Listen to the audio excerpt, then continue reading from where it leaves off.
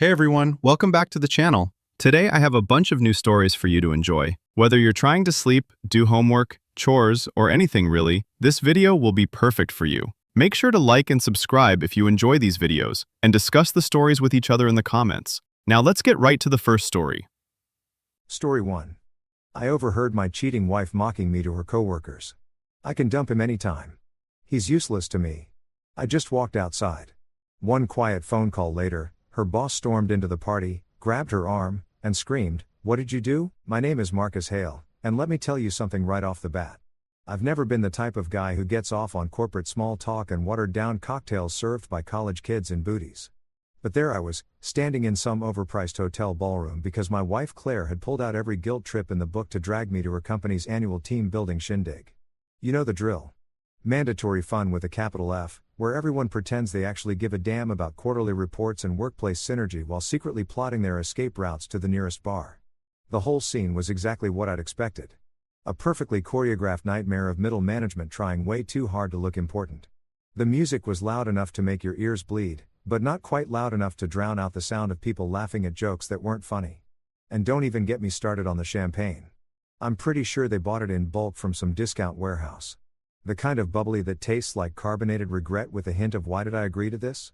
I'd planted myself strategically near the coat rack in the back corner of the room, which gave me the perfect vantage point to watch the circus unfold while staying close enough to my exit strategy. Call it survival instinct, call it social anxiety, call it whatever you want. I knew I'd need a quick getaway before someone cornered me to discuss their kids' soccer tournament or their thoughts on the latest company restructuring. These events had a way of sucking the life out of me faster than a vampire with a caffeine addiction. Claire, on the other hand, was in her absolute element. She'd been working this room like a politician running for office, floating from group to group in that glittery dress that probably cost more than most people's rent. Her laugh, God, that laugh, had been echoing across the ballroom all night, getting sharper and more grating with each glass of cheap champagne she knocked back. I'd been married to the woman for 8 years, so I knew the signs. When Claire got drunk at work functions, she turned into this weird hybrid of motivational speaker and reality TV villain. All confidence and cutting remarks disguised as humor. I was checking my watch for probably the 15th time in 10 minutes, calculating exactly how much longer I had to endure this social torture before I could reasonably claim exhaustion and head home. When I heard it, her voice cutting through the ambient noise like a knife through butter, crystal clear despite the distance between us. Honestly, I can dump him anytime I want, she was saying, and I felt my blood turn to ice water in my veins. He's completely useless to me at this point. Time seemed to slow down to a crawl as those words hit me like a freight train carrying a cargo load of betrayal. I turned slightly, just enough to catch a glimpse of her through the crowd. And there she was, head tilted back in that way she did when she thought she was being particularly clever. Her dress catching the light from the cheap chandeliers overhead.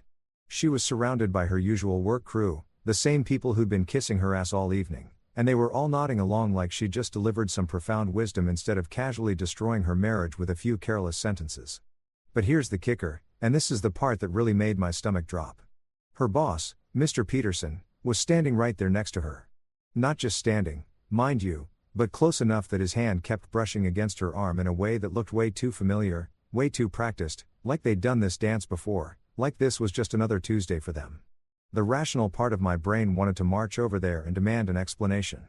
The emotional part wanted to grab the nearest champagne bottle and make a scene that would end up on YouTube by morning. But instead, I just stood there like an idiot, watching my wife of 8 years casually announce to her coworkers that I was disposable while her married boss played grab like he was auditioning for a harassment lawsuit. You know what's funny about moments like these? Everyone talks about the dramatic confrontation, the big blow-up, the screaming match that clears the air. But sometimes the most devastating thing you can do is absolutely nothing at all.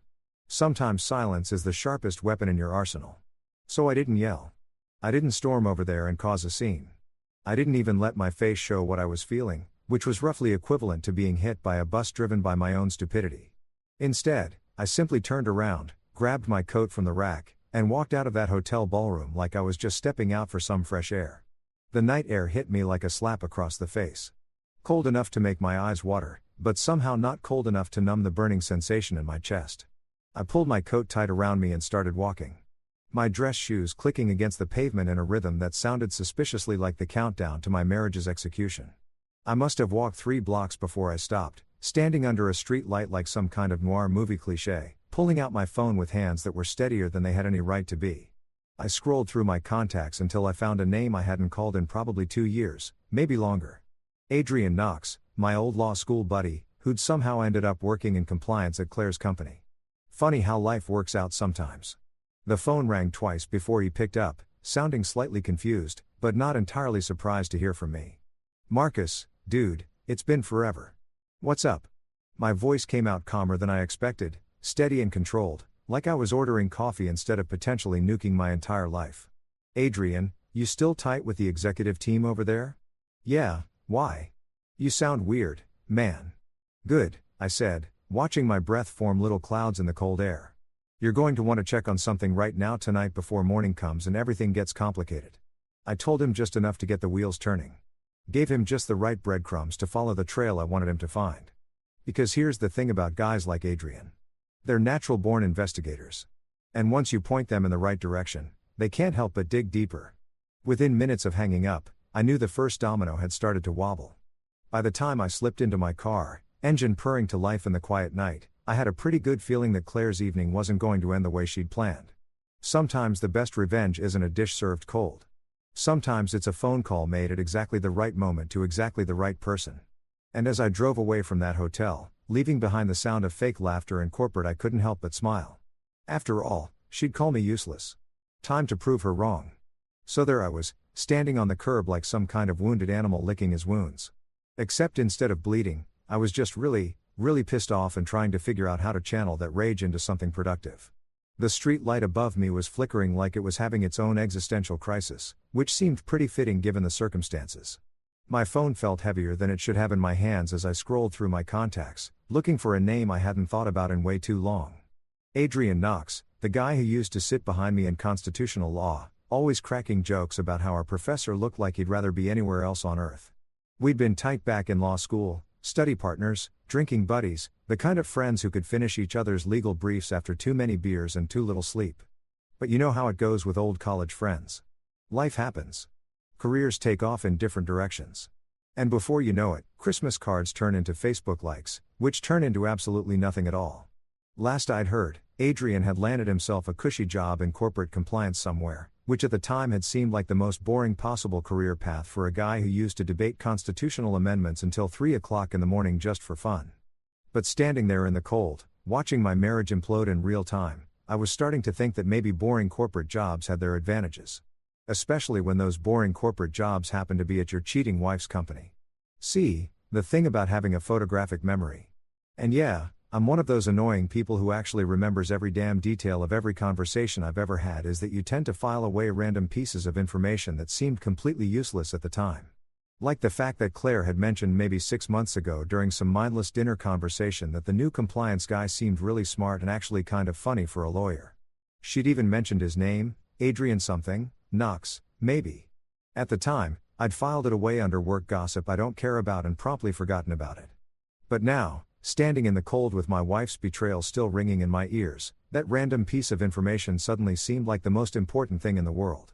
Because if Adrian Knox was the same Adrian Knox I used to know, and what were the odds of there being 2 Adrian Knoxes in corporate compliance in the same city, then I had just stumbled onto the kind of inside connection that could turn this whole situation from a personal disaster into something much more interesting. I hit the call button before I could talk myself out of it. The phone rang once, twice, and for a second I thought maybe he wouldn't pick up. After all, who the hell calls their old law school buddy at? I checked my watch. 10:30 on a Friday night, but then I heard that familiar voice, slightly confused, but unmistakably Adrian Marcus. Holy dude. Is that really you?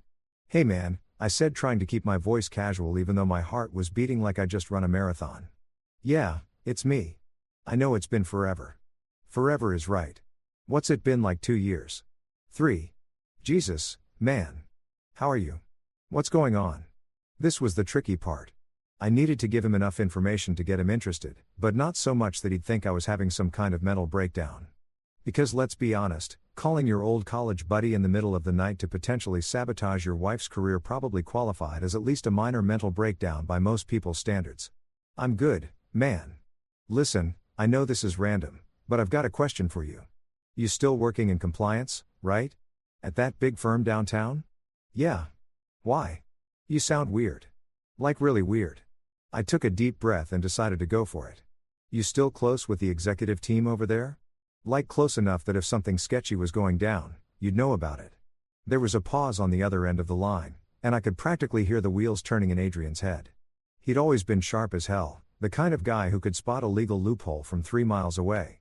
If anyone could read between the lines of what I was asking, it would be him.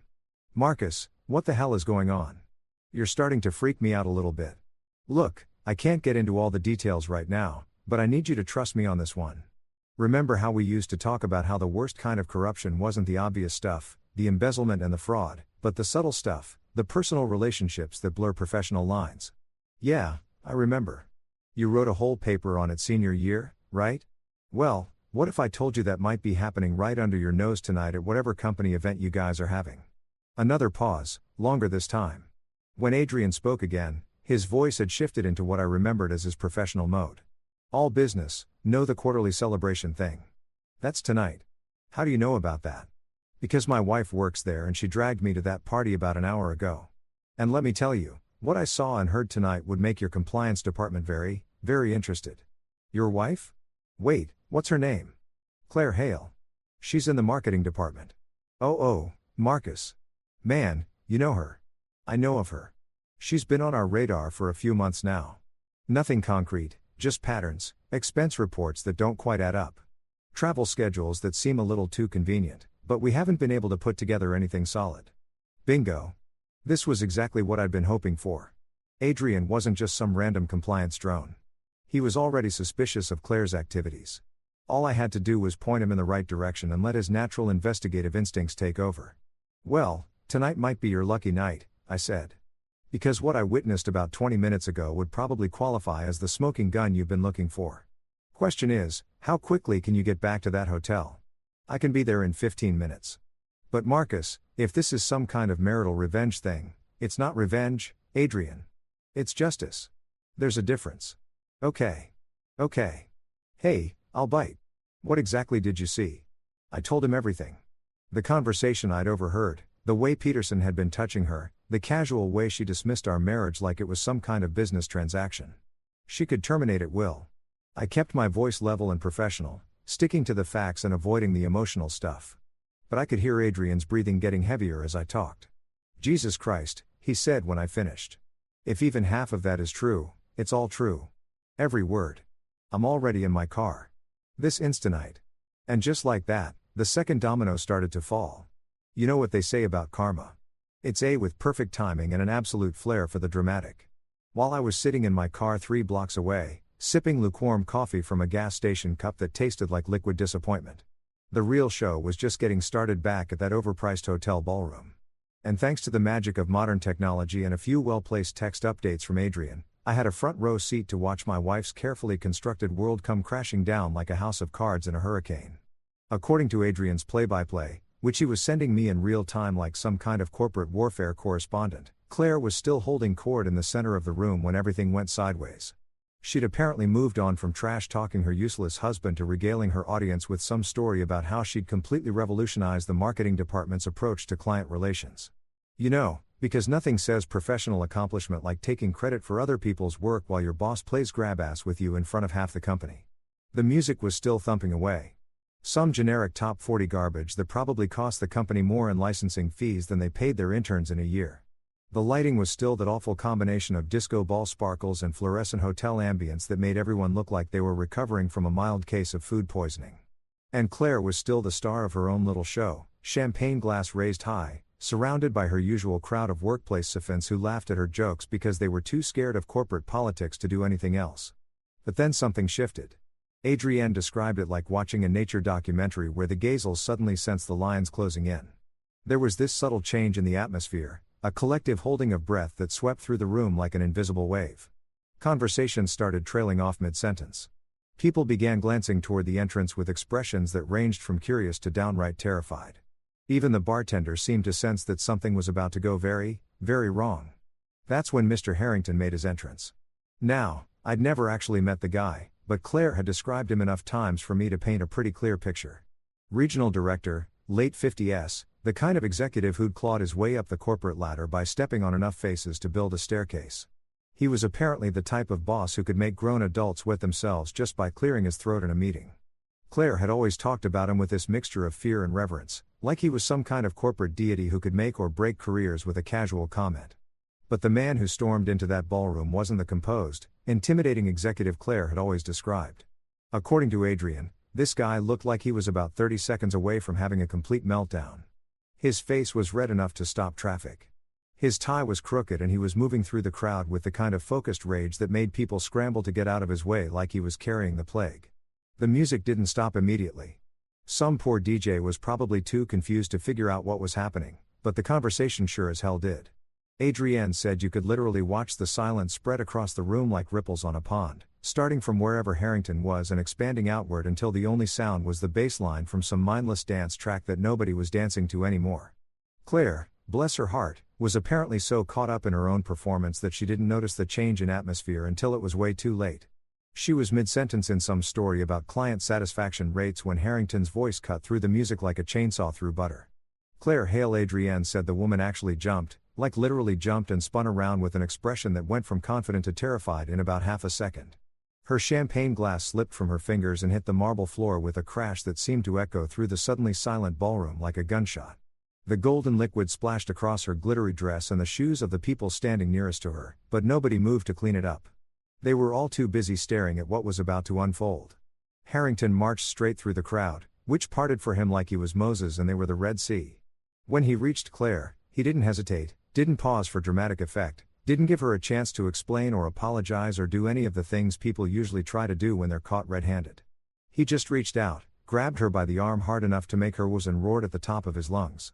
"What the hell did you do?" The entire room went dead silent. Adrienne said, "You could have heard a pin drop. Except pins don't usually drop in hotel ballrooms during company parties. So really, you could have heard someone's nervous breathing from across the room, which according to him, you actually could because that's exactly how quiet it got." Claire's face went through about 17 different emotions in the span of 3 seconds. Confusion, fear, anger, desperation, and finally this awful kind of dawning realization that whatever was happening, it was bad. Really, really bad. Her mouth opened and closed like she was trying to form words, but nothing came out except this pathetic little squeaking sound. Peterson, her boss, her apparent partner in workplace inappropriate behavior, tried to step in at that point. Adrienne said the guy actually put his hand on Harrington's shoulder and started to say something about taking this somewhere more private, but Harrington wasn't having any of it. He turned around and shoved Peterson back so hard that the man stumbled into a cocktail table, sending glasses flying and creating even more chaos. "You think I wouldn't find out?" Harrington screamed, his voice carrying across the ballroom like he had his own personal sound system. "You think this company is your personal playground? You think I'm some kind of idiot who wouldn't notice when my employees are playing house on company time and company money?" That's when the phones came out, because of course they did. In today's world, nothing says career-ending scandal like having your professional meltdown go viral before you've even finished having it. Adrienne said people were pulling out their cell phones like they were at a concert, except instead of recording their favorite song, they were documenting the complete destruction of a woman's career in high-definition video. Claire looked around the room with the desperate expression of someone who just realized that all her bridges weren't just burned, they'd been nuked from orbit. Her co-workers, the same people who'd been laughing at her jokes and kissing her ass all evening, were now staring at her like she'd grown a second head. Some of them were backing away, literally putting distance between themselves and the radioactive fallout of whatever Claire had done. And in less than 2 minutes, Adrienne texted me. Her entire empire of workplace charm had crumbled into dust. "Let me tell you something about watching your life implode from a safe distance. It's oddly therapeutic, like popping bubble wrap or watching those satisfying videos where people organize messy closets. I didn't stick around to witness Claire's public execution firsthand because honestly, I'm not that much of a sadist. Plus, there's something to be said for maintaining plausible deniability when your spouse's career is getting nuked in real time. But, thanks to Adrienne's detailed play-by-play and the magic of modern communication, I had a better view of the carnage than if I'd been standing right there with a front row seat and a bucket of popcorn. The immediate aftermath, according to my newfound corporate spy, was everything you'd expect from a workplace scandal that had just gone nuclear in front of half the company's management team. Harrington had dragged Claire into one of those generic hotel conference rooms. You know, the type beige walls and fluorescent lighting that makes everyone look like they're dying of consumption. While the party guests stood around looking like they just witnessed a car accident and weren't sure whether to help or start taking pictures for their insurance claims. Adrian had managed to position himself close enough to the action to catch most of what went down, which was impressive considering he was supposed to be there in a professional capacity and not as my personal intelligence operative. But then again, compliance officers are basically corporate detectives, so maybe lurking around scandal scenes was just part of his job description. The evidence, it turned out, was even more damning than I'd hoped. Screenshots of Claire's internal messages where she'd been talking about various company policies and referring to expense account regulations as suggestions for the weak-minded.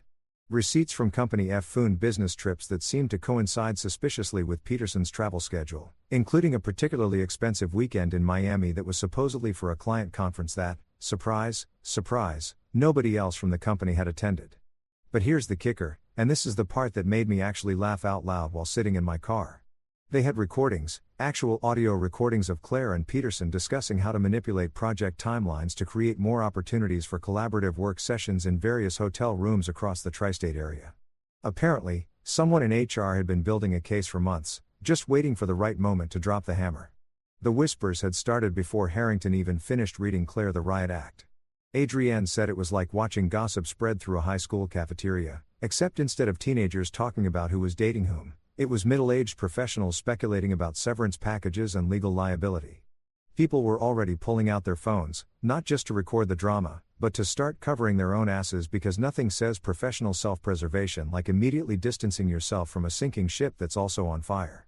Legal had apparently been notified before Harrington even showed up at the party, which meant that while Claire was busy getting hammered and talking about her useless husband, some lawyer was probably already drafting termination paperwork and calculating how much the company's insurance was going to have to pay out to make this whole mess disappear quietly.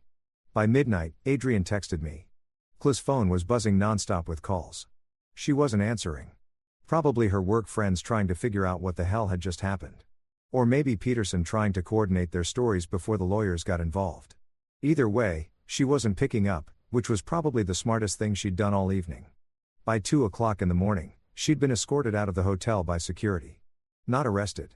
Apparently, corporate malfeasance doesn't usually involve handcuffs unless there's actual embezzlement involved, but definitely given the old don't let the door hit you on the ass on your way out treatment. Adrienne said she looked like she'd been hit by a truck. All that earlier confidence replaced by the kind of shell-shocked expression you see on people who've just realized their entire reality has shifted fundamentally and permanently. Her work access had been locked by morning. Email, company credit cards, building key card, probably even her parking spot. All gone faster than you can say corporate investigation. It's amazing how quickly a company can erase someone's existence when they put their minds to it. One day you're an integral part of the team, the next day it's like you never existed except for a few awkward conversations around the water cooler and maybe a footnote in someone's compliance report. And me? Well, I spent the night sitting in my car in various parking lots around town, sipping coffee that got progressively worse as the hours wore on, feeling strangely calm about the whole thing. You'd think watching your marriage explode would be more traumatic, but honestly, it felt more like finally getting confirmation of something you'd suspected for a long time. Like when you keep hearing weird noises in your car engine and then the mechanic tells you the transmission is shot. Disappointing, sure, but not exactly shocking. I drove around aimlessly for a while, not ready to go home and face whatever conversation was waiting for me there, but not really having anywhere else to go either. It's funny how you can live in a city for years and still feel completely lost when your normal routine gets blown to hell. Every street corner looked familiar but somehow different. Like I was seeing everything through new eyes that had just learned a very unpleasant truth about the world. The strangest part was how normal everything else seemed. Traffic lights still changed from red to green. Late-night diners still serve coffee to insomniacs and shift workers. The world kept spinning even though my personal universe had just imploded. There's something both comforting and deeply unsettling about that kind of cosmic indifference. By the time the sun started coming up, painting the sky in those pale pink and orange shades that make everything look like a postcard, I'd made my decision. I wasn't going to be the guy who crawled back home with his tail between his legs, ready to forgive and forget and pretend like nothing had happened. I wasn't going to be the understanding husband who accepted Claire's inevitable apologies and promises to do better. No, I was going to be something much more dangerous than that. I was going to be the guy who'd been planning his next move while she was busy destroying her life. And if there's one thing I'd learned from 8 years of marriage to a woman who thought she was smarter than everyone else in the room, it's that the quiet ones are always the most dangerous. Because while Claire had been busy burning bridges, I'd been building a whole new road. There's nothing quite like the sound of your soon-to-be ex-wife stumbling through the front door at 8 in the morning. Makeup smeared across her face like a Jackson Pollock painting made of mascara and regret. I was sitting at our kitchen table. Well, technically my kitchen table now, but we'll get to that little detail in a minute with my laptop open and a cup of coffee that actually tasted decent for once. Funny how everything tastes better when you're not choking down the bitter flavor of a dying marriage along with your morning caffeine. Claire looked like she'd been put through a blender set to life-destroying scandal and then reassembled by someone who'd never seen a human being before. Her hair was doing this weird thing where half of it was still trying to maintain the elegant updo she'd started the evening with, while the other half had apparently given up and was hanging in defeated strands around her face. That glittery dress that had cost more than most people's monthly rent was now wrinkled and stained with what I could only assume was a combination of champagne, tears, and the crushing weight of professional humiliation. But it was her eyes that really told the story. Gone was that confident sparkle she'd had when she was holding court at the party, replaced by something that looked like a deer in headlights. If the deer had just realized the headlights belonged to an 18-wheeler carrying a full load of career-ending consequences, she looked around our living room like she was seeing it for the first time, which in a way I guess she was. After all, it's amazing how different your home looks when you suddenly realize you might not be living there much longer. What did you do? She hissed at me and I had to give her credit for going straight to the accusation without bothering with any of that pesky good morning no pretense, no attempt to play innocent, just straight to the part where somehow this was all my fault. Because of course it was. In Claire's world, bad things only happened to her when other people made them happen. Personal responsibility was apparently a foreign concept, like metric measurements or admitting when you're wrong. I didn't look up from my laptop immediately. Call it petty, but after 8 years of marriage to a woman who thought dramatic timing was a substitute for actual communication skills, I'd learned a thing or two about power dynamics. Let her stand there for a minute, I figured. Let her really absorb the situation she'd created for herself before I bothered to acknowledge her existence. When I finally did look up, I kept my expression neutral. Not smug, not angry, just empty, like I was looking at a stranger who'd wandered into my house by mistake. Good morning to you, too, sweetheart. Rough night. That's when she really lost it.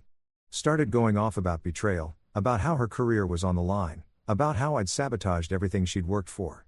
The whole performance was actually pretty impressive in its complete lack of self-awareness. Here was a woman who'd been caught red-handed conducting an affair with her married boss on company time and company money. And somehow she'd managed to convince herself that I was the villain in this story. She paced around the living room like a caged animal, gesturing wildly with her hands and leaving little droplets of whatever she'd been drinking on our hardwood floors. The floors I'd spent 3 weekends refinishing last spring while she was off on one of her business trips that I now realized probably hadn't involved much actual business. You have no idea what you've done, she kept saying, like I was some kind of innocent bystander who'd accidentally triggered a nuclear weapon instead of a husband who'd finally gotten tired of being called useless by his cheating wife. My reputation, my career, everything I've built, everything you've built. I interrupted. Finally closing my laptop and giving her my full attention. You mean the career you built by screwing your boss and stealing credit for other people's work? That career, the look she gave me could have melted steel. How dare you? How dare I what? Tell the truth. Point out that you've been lying to me for months. Or are you mad because I finally stopped being the quiet, useless husband you could push around whenever you felt like it? That's when I decided it was time for the big reveal. I'd been planning this moment for hours. Ever since I gotten home and started making calls to lawyers and accountants and various other professionals who specialize in untangling the messes that cheating spouses leave behind, it's amazing what you can accomplish in a few hours when you're motivated by righteous anger and armed with detailed financial records. You know what, Claire? You're absolutely right about one thing. I am going to destroy everything you've built. But not because I'm vindictive or cruel. Because you said I was useless and I wanted to prove you wrong. I opened my laptop again and turned the screen toward her. See this? Divorce papers already filed. And this bank statement's showing how I've transferred our joint savings into accounts with only my name on them. And this one's my personal favorite. Property deed transfers. Removing your name from the house title, the car titles, and pretty much everything else we own together. Watching the color drain from Claire's face was like watching a time-lapse video of someone realizing their entire life had just been repossessed. She grabbed the edge of the kitchen counter for support, her knuckles going white as she processed what I was telling her. You can't do that, she whispered. But we both knew she was wrong. I absolutely could do that, and I had done it all perfectly legally and with the help of some very expensive lawyers who specialized in making sure that cheating spouses got exactly what they deserved. Actually, I can. Turns out that when you've been married to someone for 8 years and you've been paying attention to things like joint accounts and property ownership and prenuptial agreements. Oh, wait. We don't have a prenup because you said they were unromantic. You learn a lot about how to protect yourself when your spouse decides to flush your marriage down the toilet. I stood up from the table and walked over to where she was standing close enough that she could see I wasn't bluffing, wasn't exaggerating, wasn't playing some kind of elaborate prank. You said I was useless to you, that you could dump me anytime you wanted. Well, congratulations, Claire. You just got your wish. Except instead of you dumping me, I'm dumping you. And unlike your approach, I'm doing it legally, thoroughly, and with documentation. The silence that followed was absolutely beautiful. For once, in our entire relationship, Claire had nothing to say. You know what's beautiful about a well-executed plan?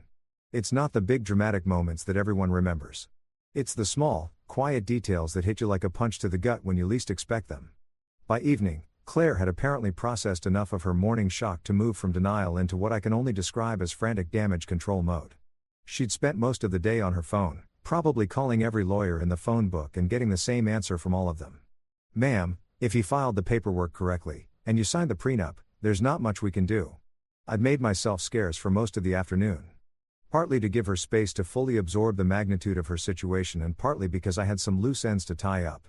Amazing how much paperwork is involved in dismantling a life you've spent 8 years building, banks to visit, accounts to close, forwarding addresses to set up. It's like moving house, except instead of packing boxes, you're packing up someone's entire existence and shipping it to a destination they didn't choose. When I got back around 6:30, the house was eerily quiet. No sound of Claire stomping around and slamming doors. No phone conversations where she alternated between sobbing and screaming. Just silence, which in my experience is usually a sign that someone is either plotting revenge or having a complete mental breakdown. Sometimes both. I found her in the living room sitting on our couch. Well, my couch now technically staring at her laptop screen with the kind of focused intensity usually reserved for people trying to defuse bombs or figure out IKEA assembly instructions. She didn't look up when I walked in. Didn't acknowledge my presence at all. Just kept typing and clicking with the desperate energy of someone who believes that if they just work hard enough, they can somehow undo the laws of physics and make the last 24 hours disappear. Any luck with the lawyers? I asked, keeping my voice conversational, like I was asking about her day at the office instead of her attempts to legally challenge the systematic destruction of our marriage. She didn't answer, which was probably for the best. I wasn't really expecting her to engage in polite conversation anyway. Instead, I headed upstairs to finish the last few details of my exit strategy, leaving her to whatever digital Hail Mary she was attempting downstairs. That's when the real fun started.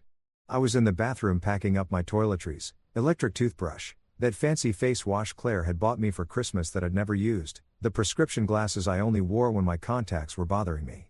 When I heard the bedroom door slam open with enough force to rattle the picture frames on the wall. Marcus, Claire's voice carried all the way down the hall, high-pitched and desperate in a way that suggested she'd just discovered something that had shifted her understanding of reality in a very unpleasant direction. I took my time finishing up in the bathroom, carefully wrapping my toothbrush in a travel case, and making sure I hadn't forgotten anything important. No point in rushing to witness someone's mental breakdown. They'll still be having it when you get there. When I finally strolled into the bedroom, Claire was standing in front of our walk-in closet, my former walk-in closet, with her mouth hanging open like she'd just witnessed a magic trick that had gone horribly wrong. She was staring at the empty space where my clothes used to hang, her head turning slowly from left to right, like she was watching a tennis match played by invisible players. My side of the closet was completely bare.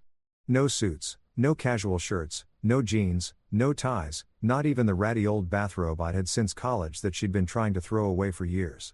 Just empty hangers swaying slightly in the air-conditioning breeze and the faint outline on the carpet where my shoe rack used to sit. Where? She started, then stopped, then started again. Where are all your clothes? I leaned against the doorframe, enjoying the view of someone discovering that their reality had shifted while they weren't paying attention. Move them, I said simply. Seemed like the right thing to do considering. She spun around to face me, and I could see her brain trying to process this new information on top of everything else that had happened. It was like watching someone try to solve a jigsaw puzzle while riding a roller coaster. Lots of frantic activity, not much actual progress. Move them, where does it matter? That's when she noticed the manila folder sitting on the dresser where my cologne bottles used to be. It was identical to the one I'd given her that morning, except this one had her name written across the front in my careful handwriting. She approached it like it might explode if she breathed on it wrong, which wasn't entirely unreasonable given how the last manila folder had worked out for her. What's this one? She asked, though her voice suggested she already knew she didn't want to hear the answer. Open it and see. Her hands were shaking as she picked up the folder and flipped it open. I watched her face change as she read through the contents. Bank statements showing account closures, property transfer documents, insurance policy modifications. Every piece of paper was another nail in the coffin of the life she'd thought she was living. But it was the USB drive that really got her attention. It was sitting at the bottom of the folder like a tiny black snake labeled in my neat handwriting. Play me. She looked from the drive to me and back to the drive, clearly trying to figure out whether she really wanted to know what was on it, but curiosity or maybe just masochistic completeness won out over self-preservation. She grabbed her laptop from the bed and plugged in the drive. The audio started playing immediately, her own voice, clear as a bell despite the background noise of the party.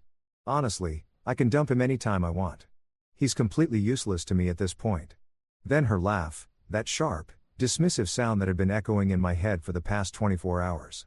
The recording played for about 30 seconds, just long enough to capture the full context of her casual cruelty before cutting off abruptly. The bedroom fell silent except for the sound of Claire's increasingly ragged breathing and the distant hum of the central air conditioning cycling on.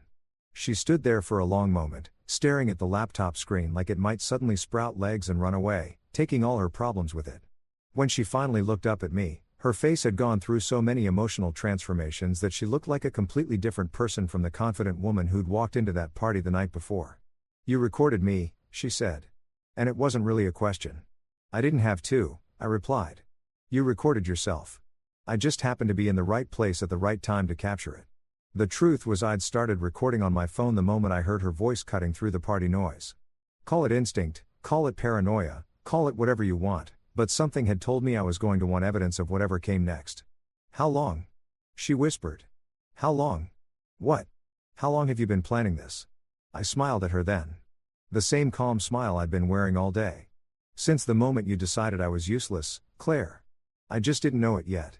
There's something absolutely poetic about watching someone's support system crumble in real time. Especially when that someone has spent the better part of a decade treating you like you're lucky to breathe the same air as them. Claire was still standing in our bedroom. Scratch that. My bedroom staring at that USB drive like it was a live grenade with the pin pulled when her phone started ringing. The ringtone was some generic pop song that probably cost her $5 to download, but it might as well have been a funeral dirge based on the way her face went white when she saw the caller ID. "Mom," she whispered, like saying the name out loud might somehow make the call disappear. But the phone kept ringing because phones are relentless like that. And eventually, she had no choice but to answer or let it go to voicemail. And knowing Claire's relationship with her mother, letting it go to voicemail would probably just result in 17 more calls and a surprise visit within the hour.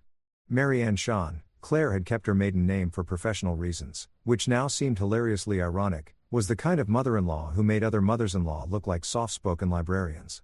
The woman had opinions about everything from Claire's career choices to the way we arranged our living room furniture. And she wasn't shy about sharing those opinions at volumes that could probably be heard from space. She'd never particularly liked me, but she'd tolerated me with the kind of resigned acceptance usually reserved for chronic illness or tax audits.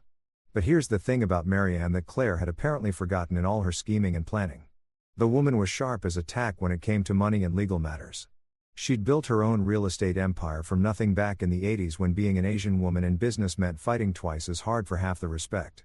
She could smell financial trouble from 3 counties away and she had zero patience for people who made stupid decisions with their money. Claire answered the phone on the 5th ring, her voice artificially bright in that way people use when they're trying to pretend everything is fine, while their world burns down around them. "Hi, Mom. What's up?" But Marianne wasn't in the mood for pleasantries, apparently. Even from across the room, I could hear her voice coming through the phone speaker.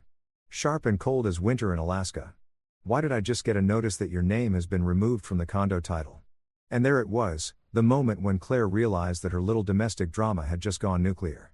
Because see, what Claire had conveniently forgotten to mention during all our years of marriage was that her mother had co-signed on a bunch of our major purchases, the condo, the car loans, even some of our credit cards. Marianne had insisted on it, claiming she wanted to help us build our credit, but really it was her way of keeping tabs on our financial situation and making sure Claire didn't do anything monumentally stupid with money. Which meant that when I'd started transferring assets and removing Claire's name from various accounts, Marianne had gotten notification letters for all of it. Every single transfer, every account closure, every legal document that officially severed Claire's claim to the life we'd built together.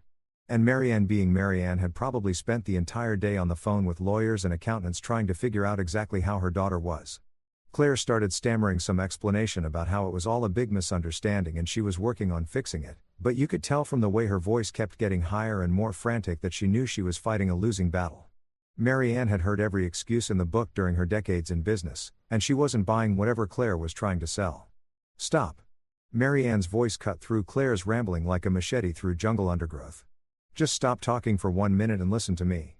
The bedroom went silent except for the sound of Claire's increasingly desperate breathing.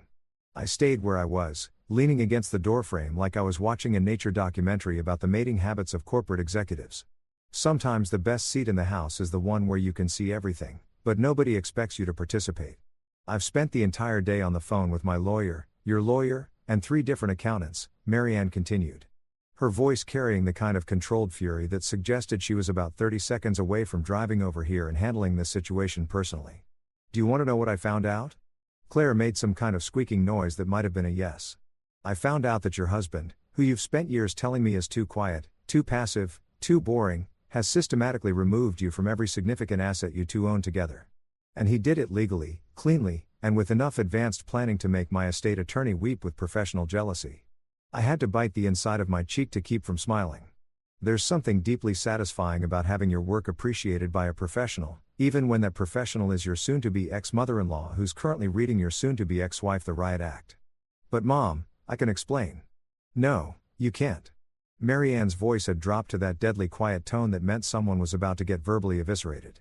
"Because there's only one reason a man spends this much time and effort planning his exit strategy, and that's because his wife gave him a damn good reason to do it." Claire's face was going through more color changes than a mood ring in a hot car. She kept opening and closing her mouth like she was trying to form words, but nothing was coming out except these pathetic little gasping sounds. "You always thought Marcus was quiet because he was weak," Mary Ann continued. And I could practically hear the disappointment dripping through the phone. "Quiet men aren't weak, Claire. Quiet men are dangerous. They watch, they listen, they plan, and they remember everything. And you just found out why." That's when Claire finally found her voice again. Though it came out as more of a wail than actual words. "I didn't mean for any of this to happen. It was just supposed to be." "It was just supposed to be what?" "A little harmless fun with your boss. A temporary arrangement until something better came along." "Do you think I'm stupid, Claire? Do you think I don't know exactly what kind of person you've become?" The silence that followed was so heavy you could have used it to anchor a boat. Claire stood there with the phone pressed to her ear, tears starting to leak down her cheeks, probably realizing that her mother, the one person who was supposed to support her no matter what, had just officially joined Team Marcus. "You made your bed," Marian said finally, her voice softer now, but somehow even more devastating. "And now you get to lie in it alone." The line went dead, leaving Claire staring at her phone like it had just grown fangs and bitten her. She looked over at me with an expression that was equal parts desperation and disbelief, like she couldn't quite process that even her own mother had seen through her act. She hung up on me. Claire whispered. "Yeah," I said, pushing myself off the doorframe. She did. And with that, Claire's last lifeline had just been cut. Tuesday morning rolled around like a hangover you didn't earn, and I was sitting in my new temporary apartment, a surprisingly decent one-bedroom place about 15 minutes from our old house. Drinking coffee that actually tasted good for once, and catching up on emails when my phone started buzzing with notifications. Not the usual spam and newsletter garbage that clogs up everyone's digital life, but actual messages from people I knew. People who, under normal circumstances, wouldn't text me unless someone had died or the world was ending. The first one was from my cousin Jake. "Dude, is this your wife?" Attached was a link to what looked like a Twitter post, which seemed weird because Jake usually spent his social media time looking at pictures of trucks and complaining about gas prices, not diving into workplace drama. But curiosity killed the cat, as they say, and I was feeling pretty immortal these days, so I clicked the link. What I found was beautiful in the way that car accidents are beautiful, horrible, and fascinating, and impossible to look away from. Someone had taken the audio from Claire's little performance at the company party and set it to a video clip of her from that night. All glittery dress and confident smirk raising her champagne glass like she was toasting her own brilliance. The caption read, "When you think you're untouchable, but karma has other plans. Nail polish #corporate life #instant regret." The audio was crystal clear, clearer than I remembered it being in person, actually. Honestly, I can dump him anytime I want. He's completely useless to me at this point. Then that laugh, that sharp dismissive sound that had been the soundtrack to my marriage's funeral. Whoever had edited this thing had isolated her voice perfectly, removing most of the background noise, so every cruel word hit like a slap across the face. But here's the kicker, and this is where I had to give credit to whoever had put this together. They'd added a little text overlay that appeared right as she said, "Useless to me." It read, "Plot twist, he wasn't." The post had been up for maybe 6 hours and already had over 2,000 likes for 100 retweets and a comment section that was absolutely brutal. People were going off about workplace toxicity, emotional abuse, karma coming full circle, and the general satisfaction of watching privileged people get their comeuppance. It was like watching a digital lynch mob, except instead of torches and pitchforks, everyone was armed with GIFs and crying laughing emojis. My phone kept buzzing as more people sent me the link, each message carrying its own flavor of, "Holy, is this really happening?" My old college roommate Dave sent it with just a string of fire emojis. My neighbor from 3 houses down, a guy I'd spoken to maybe 5 times in 8 years, texted me the link with, "Bro, your wife is famous." Even my dentist's office manager somehow found it and sent it along with a message that read, "Saw this and thought of you. Hope you're doing well."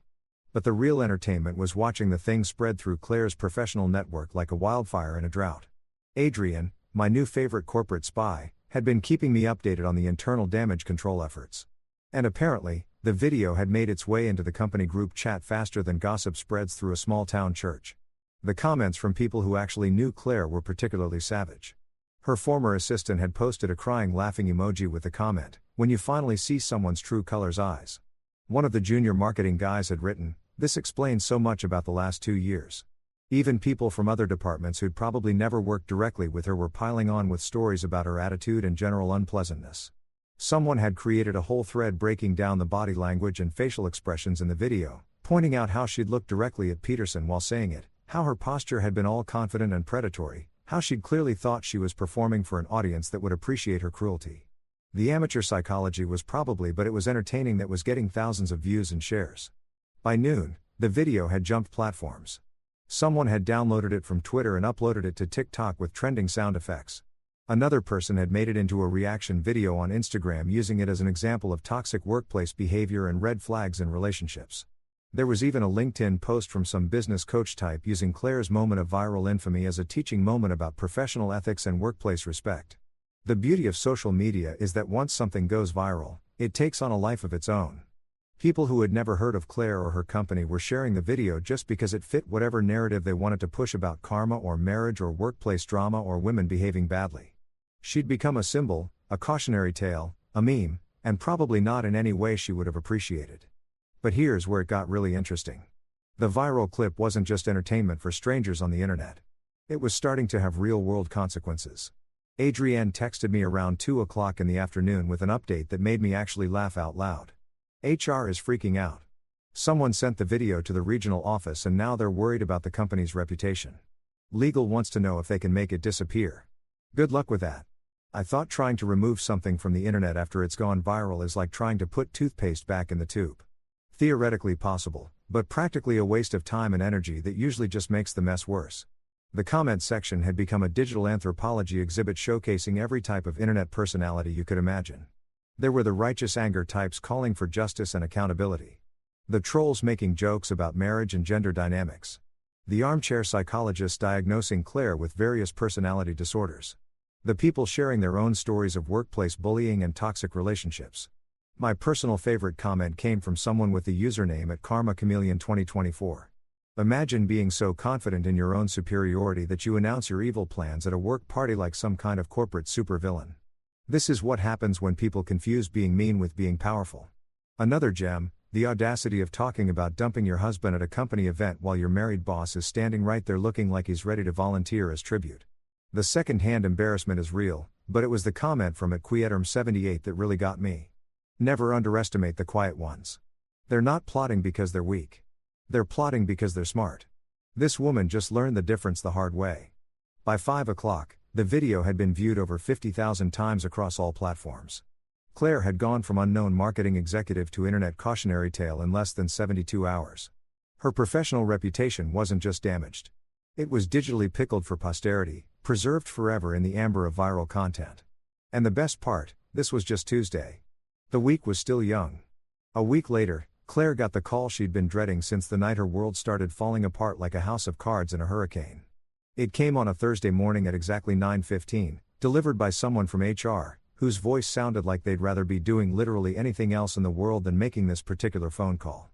The message was short, sweet, and about as ominous as a message could be without actually including the phrase, "You're totally screwed. Miss Hale, we need you to come in for a meeting today at 2 o'clock. Please report to conference room B on the 15th floor. Bring your employee handbook and any company property you may have at home." Now, when HR tells you to bring your employee handbook to a meeting, that's corporate speak for "we're about to destroy your career so thoroughly that archaeologists will find the wreckage centuries from now and wonder what the hell happened here." When they also ask you to bring any company property, that's them basically saying, "We want to make sure you can't steal anything on your way out because we don't trust you as far as we can throw you." Claire had spent the week since the viral video went live in what I can only describe as a state of suspended animation. She'd been staying at her sister's place. Apparently, our house had become too depressing for her to handle. What with all the empty spaces where my stuff used to be. And from what I'd heard through various sources, she'd been alternating between frantic phone calls to lawyers and staring at her phone, watching her professional reputation get shredded in real time across social media. The video had taken on a life of its own, spawning reaction videos, think pieces about workplace culture, and even a few TikTok duets where people recreated her smug expression while lip-syncing to her own words. Someone had turned it into a ringtone. Another person had made it into a custom notification sound for when their ex texted them. The internet had basically turned Claire into a meme about karma and comeuppance, and there was absolutely nothing she could do to stop it. But the meeting, that was different. That was the real-world consequences catching up to the digital humiliation. And there's something deeply satisfying about watching someone who thought they were untouchable finally get called to account for their actions. I knew about the meeting because Adrian had texted me that morning with a simple message. "It's happening today. 2 p.m. Conference Room B. Bring popcorn." Not that I was planning to be anywhere near that building when it went down, but it was nice to know that justice was finally being served with a side of corporate bureaucracy. Claire spent the morning getting ready like she was preparing for battle, which in a way I guess she was. She'd apparently borrowed one of her sister's Powers suits, a navy blue number that probably cost more than most people's rent, and had gotten her hair done at some fancy salon that specialized in making people look like they had their together, even when they absolutely didn't. The makeup was flawless, the lipstick was perfect, and she'd probably practiced her innocent victim expression in the mirror until she could deploy it on command. According to Adrian's subsequent play-by-play, which he provided with the enthusiasm of a sports commentator calling the Super Bowl, Claire arrived at the building at exactly 1:55, walking through the lobby like she owned the place and nodding at the security guards like they were old friends instead of people who'd probably been instructed to escort her out if things went sideways.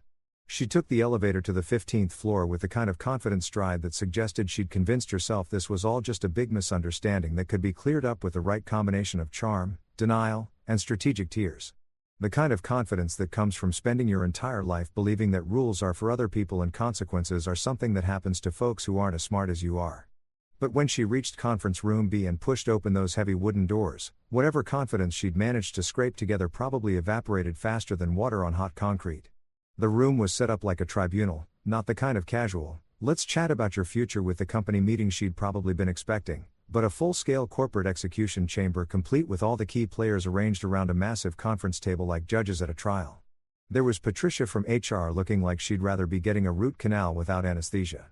There was Williams from legal, a guy who looked like he'd been born wearing a suit and had never smiled a day in his life. There was someone from compliance, not Adrian, thankfully, since that would have been a little too obvious, but some other corporate drone whose job it was to make sure the company didn't get sued into oblivion. And at the head of the table, like the Grim Reaper wearing a business suit, sat Harrington himself. The same regional director who dragged her out of the company party a week ago. Except now he looked calm and collected instead of rage-fueled, which if you ask me is way more terrifying than someone who's obviously pissed off. The blinds were drawn, blocking out the afternoon sunlight and giving the whole room this artificial fluorescent-lit atmosphere that made everyone look like they were dying of some wasting disease. There was a monitor mounted on the wall that was currently displaying the company logo, but something about the way it was positioned suggested it wouldn't be showing corporate branding for much longer. Ms. Hale, Harrington said as Claire took the single empty chair that had been left for her, positioned, of course, so that she was facing everyone else like a defendant at trial. "Thank you for coming in today." Claire managed a weak smile and some polite response about being happy to clear up any misunderstandings. But her voice had that tight, controlled quality that people get when they're trying really hard not to throw up or run screaming from the room. That's when Williams from legal opened his briefcase. And let me tell you, there's no sound quite like a lawyer opening a briefcase full of evidence that's about to ruin your life. It's like hearing the safety being clicked off a gun, Except instead of bullets, it's loaded with receipts, documentation, and legally binding proof that you're completely and totally screwed. Before we begin, Williams said in the kind of monotone voice that suggested he'd done this dance many times before. I want to make sure you understand that this meeting is being recorded for legal purposes and that you have the right to have an attorney present.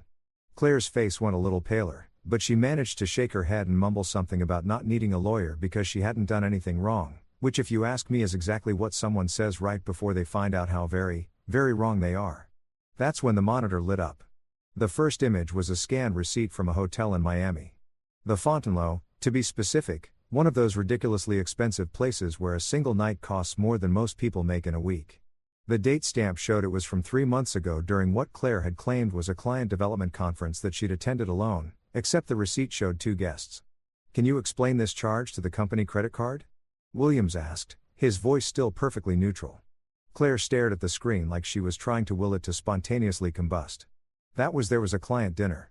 I had to book an extra room for security purposes. The next image was a flight manifest showing 2 passengers, Claire Hale and David Peterson. Same dates, same destination. Security purposes, Williams repeated like he was tasting the words and finding them bitter. Interesting. More images followed in rapid succession. Hotel bills from Chicago, San Francisco, New York, all showing the same pattern of 2 guests, all charged to company accounts, all coinciding with Peterson's travel schedule. It was like watching a slideshow of corporate malfeasance. Each image more damning than the last. But then came the audio files. The first one was a phone recording of Claire's voice discussing project timelines with Peterson, except the projects they were talking about seemed to involve a lot more room service and spa treatments than actual work. The second was even worse. A conversation about how to coordinate their collaborative sessions to avoid suspicion from other team members. Claire's face had gone from pale to ashen to something approaching the color of old newspaper. Her hands were shaking as she reached for the water glass someone had thoughtfully provided, probably anticipating that she'd need something to keep her from passing out during her own professional execution. Ms. Hale, Harrington said, his voice cutting through the silence like a scalpel through skin. Your employment with this company is terminated effective immediately. The words hung in the air for a moment, final and absolute as a death sentence. Claire opened her mouth to say something, probably to protest or deny or make some last-ditch effort to save herself, but Harrington held up a hand to stop her. Furthermore, he continued, the company will be pursuing all available legal remedies to recover the funds that were misappropriated during your tenure here. Our legal department will be in touch with you regarding restitution and potential criminal charges. Criminal charges. The words hit Claire like a physical blow, and I could practically see her entire future crumbling in real time as she realized that this wasn't just about losing her job. This was about potentially losing her freedom, too. The meeting lasted another 10 minutes, but it was really just paperwork and formalities at that point. Claire signed whatever they put in front of her with hands that shook so badly she could barely hold the pen, probably too shocked to really understand what she was agreeing to. When it was over, security was waiting outside the conference room to escort her to her desk to collect her personal belongings and then out of the building forever. Her career wasn't just over. It had been obliterated so thoroughly that the wreckage would be visible from space. And somewhere across town, I was sitting in a coffee shop reading a book and enjoying the fact that justice, while sometimes slow, is usually pretty thorough when it finally shows up. At exactly 3:40 in the afternoon on what had to be the worst Thursday of Claire's entire existence, I was sitting in my car across the street from her former workplace, sipping a surprisingly decent latte from the coffee shop down the block and watching the corporate equivalent of a public execution unfold in real time. Not because I'm some kind of sadistic monster who gets off on watching people's lives implode. Okay, maybe a little bit, but because sometimes you need to see the final chapter of a story you helped write. The building where Claire used to have an office was one of those generic glass and steel monuments to corporate mediocrity that probably looked impressive to people who'd never seen actual architecture. All gleaming surfaces and sharp angles that were supposed to convey success and innovation, but mostly just screamed. We spent way too much money on a building that looks like every other building in the financial district. From my vantage point across the street, I had a perfect view of the main entrance, which meant I'd have front row seats when the star of today's show made her final exit. Adrienne had been texting me updates throughout the meeting, like he was providing commentary for some twisted sporting event. She's in the building. Conference room door just closed. I can hear voices through the wall, but can't make out words. Someone just called security to stand by. Each message was like another nail being hammered into the coffin of Claire's professional life. And I won't lie, I was enjoying every single ping of my phone. The weather was perfect for this kind of thing. If you believe in cosmic justice and meteorological irony, gray clouds rolling in from the west. The kind of sky that looks like it's about to open up and dump rain on everyone's parade. The wind was picking up too, sending loose papers and plastic bags skittering across the pavement like urban tumbleweeds. It was the kind of afternoon that made everything feel slightly apocalyptic, which seemed appropriate for what was happening inside the glass tower. I'd been parked there for about an hour, long enough to watch the normal rhythm of office building life play out in front of me. People coming and going, deliveries being made. The occasional smoker huddled near the entrance trying to get their nicotine fixed before heading back to whatever soul-crushing cubicle they called home. Normal people living normal lives, completely oblivious to the fact that someone's entire existence was being systematically demolished 15 floors above their heads. Then at 3:41, the main entrance door swung open and there she was. Claire emerged from the building like she was walking underwater, moving with the kind of slow, deliberate steps that people take when they're trying really hard not to fall down. She was carrying a cardboard box, one of those generic office supply store boxes that companies use when they want to make your termination feel as impersonal and humiliating as possible. The contents looked pathetic from where I was sitting. A small desk plant that was probably already dying. A few picture frames, what looked like a coffee mug with some inspirational printed on it. 8 years of corporate climbing, networking, ass-kissing, and backstabbing, and it all fit in a box that probably cost $3 at Staples. Her power suit was still immaculate, navy blue and perfectly tailored. The kind of outfit that cost more than most people's rent and was designed to make the wearer look like they had their together, even when they absolutely didn't. But the woman wearing it looked like someone had sucked all the life out of her through a straw. Her shoulders were slumped, her head was down, and she was moving with the mechanical precision of someone who was running on autopilot because their actual consciousness had checked out sometime around the moment they realized their career was over. The security guard who escorted her out was trying to be professional about it, but you could tell he was uncomfortable with the whole situation. He was walking a few steps behind her, close enough to intervene if she tried anything stupid, but far enough away to give her some dignity during what was probably the worst moment of her professional life. When they reached the sidewalk, he said something to her, probably some generic corporate-mandated farewell about how her key card access had been deactivated and she shouldn't try to return to the building, and then headed back inside, leaving her standing there alone with her cardboard box of broken dreams. That's when she started walking. And let me tell you, it was like watching a zombie movie, except instead of craving brains, this particular zombie was craving some way to undo the last week of her life. Her heels clicked against the pavement with this slow rhythmic sound that seemed way too loud in the afternoon air. Click, click, click. Each step taking her further away from the building that had been the center of her universe and closer to whatever uncertain future was waiting for her. She made it about half a block before she stopped, standing there on the sidewalk like someone who'd forgotten where they were going or why they'd started walking in the first place. That's when she looked around and I could see her face clearly for the first time since she'd left the building. She looked destroyed, not just upset or angry or even devastated. Those are emotions that suggest someone still has some fight left in them. Claire looked like someone who'd been completely hollowed out. Like all the confidence and ambition and ruthless determination that had defined her for as long as I'd known her had been surgically removed, leaving behind just an empty shell wearing expensive clothes. Her makeup was still perfect. Her hair was still professionally styled. Her outfit was still runway ready. But her eyes looked like someone had turned off all the lights behind them. She was staring at nothing or maybe at everything with the kind of blank expression you see on people who've just witnessed something so traumatic that their brain has shut down to protect itself. That's when our eyes met. I wasn't trying to hide or anything.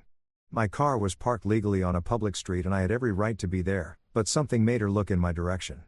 Maybe some instinct left over from 8 years of marriage. Some unconscious awareness that the person who'd orchestrated her downfall might be nearby to witness the finale. When she saw me, her entire body went rigid. Not angry rigid or scared rigid, but the kind of frozen stillness you see in animals when they suddenly realize they're being hunted. Her mouth opened slightly like she was going to say something or call out to me, but no sound came out. She just stood there clutching her cardboard box of corporate debris, staring at me across 30 feet of city street like I was a ghost who'd materialized just to haunt her. For a moment, I thought she might try to approach me. There was something in her posture that suggested she was considering it. Maybe hoping for some kind of explanation or confrontation or final conversation that might make sense of what had happened to her life. Maybe she wanted to yell at me or beg me to somehow undo what I'd done or just ask me why I'd felt the need to destroy everything instead of just walking away quietly. But I didn't give her the satisfaction of any of those things. Instead, I just looked at her, really looked at her, taking in every detail of her professional defeat and personal humiliation. The way her perfect lipstick couldn't hide the fact that her mouth was trembling slightly. The way her designer suit couldn't disguise the fact that she was shaking like a leaf in a hurricane. The way her expensive haircut couldn't cover up the fact that she looked like someone who just realized that all the rules she'd thought she understood were completely wrong. I didn't smile. I didn't nod. I didn't make any gesture of acknowledgement or triumph or even basic human recognition. I just sat there behind the wheel of my car, as calm and collected as I'd been for the past week, and let her see exactly how little effect her destruction had on me. Because here's the thing about revenge that nobody tells you in the movies. The best kind isn't hot and explosive and dramatic. The best kind is cold and calculated and absolutely final. It's not about making someone suffer in the moment. It's about making them understand that their suffering is the natural consequence of their own choices and that the person they hurt isn't even angry anymore. I wasn't angry at Claire. I wasn't hurt or betrayed or desperate for her to understand what she'd done to me. I was just done. Finished with her. Finished with our marriage. Finished with the whole toxic dynamic that had defined our relationship for way too long. She'd called me useless and I'd proven her wrong in the most comprehensive way possible. End of story. After what felt like an eternity, but was probably only 30 seconds, I started my car. The engine purred to life with that satisfied sound that well-maintained vehicles make when they're ready to take you somewhere better than where you've been. I put the car in drive, checked my mirrors like any responsible driver would, and slowly pulled away from the curb. I didn't look back, didn't check the rearview mirror to see if she was still standing there watching me leave. Didn't give her even that small acknowledgement of her existence in my world. As I drove away, merging into the afternoon traffic that would carry me back to my new apartment and my new life, I felt something I hadn't experienced in years. Complete and utter peace. Not the temporary satisfaction of getting revenge, but the deep lasting contentment that comes from knowing that a chapter of your life is truly and permanently closed. Claire would probably spend the next few months, maybe years, trying to rebuild her career and her reputation. She'd have to explain to future employers why she'd been terminated from her last job, why there were viral videos of her being cruel and unprofessional, why her former company was pursuing legal action against her. She'd have to live with the knowledge that her own words and actions had destroyed everything she'd worked for, and that the man she dismissed as useless had orchestrated her downfall with surgical precision. But that was her problem now, not mine. The traffic light ahead turned green, and I pressed the accelerator, leaving the scene of Claire's professional execution behind me like a bad memory that had finally been resolved. In my rear-view mirror, the glass building where she used to work grew smaller and smaller until it disappeared entirely, taking with it the last physical reminder of a life I was grateful to be done with. It wasn't rage. It wasn't revenge. It was something much more powerful and permanent than either of those things. It was closure. And closure, unlike revenge, doesn't need an audience to be complete. As I drove toward my new life, I couldn't help but smile. After all, she'd been wrong about one thing. I wasn't useless. I was just getting started. Story 2.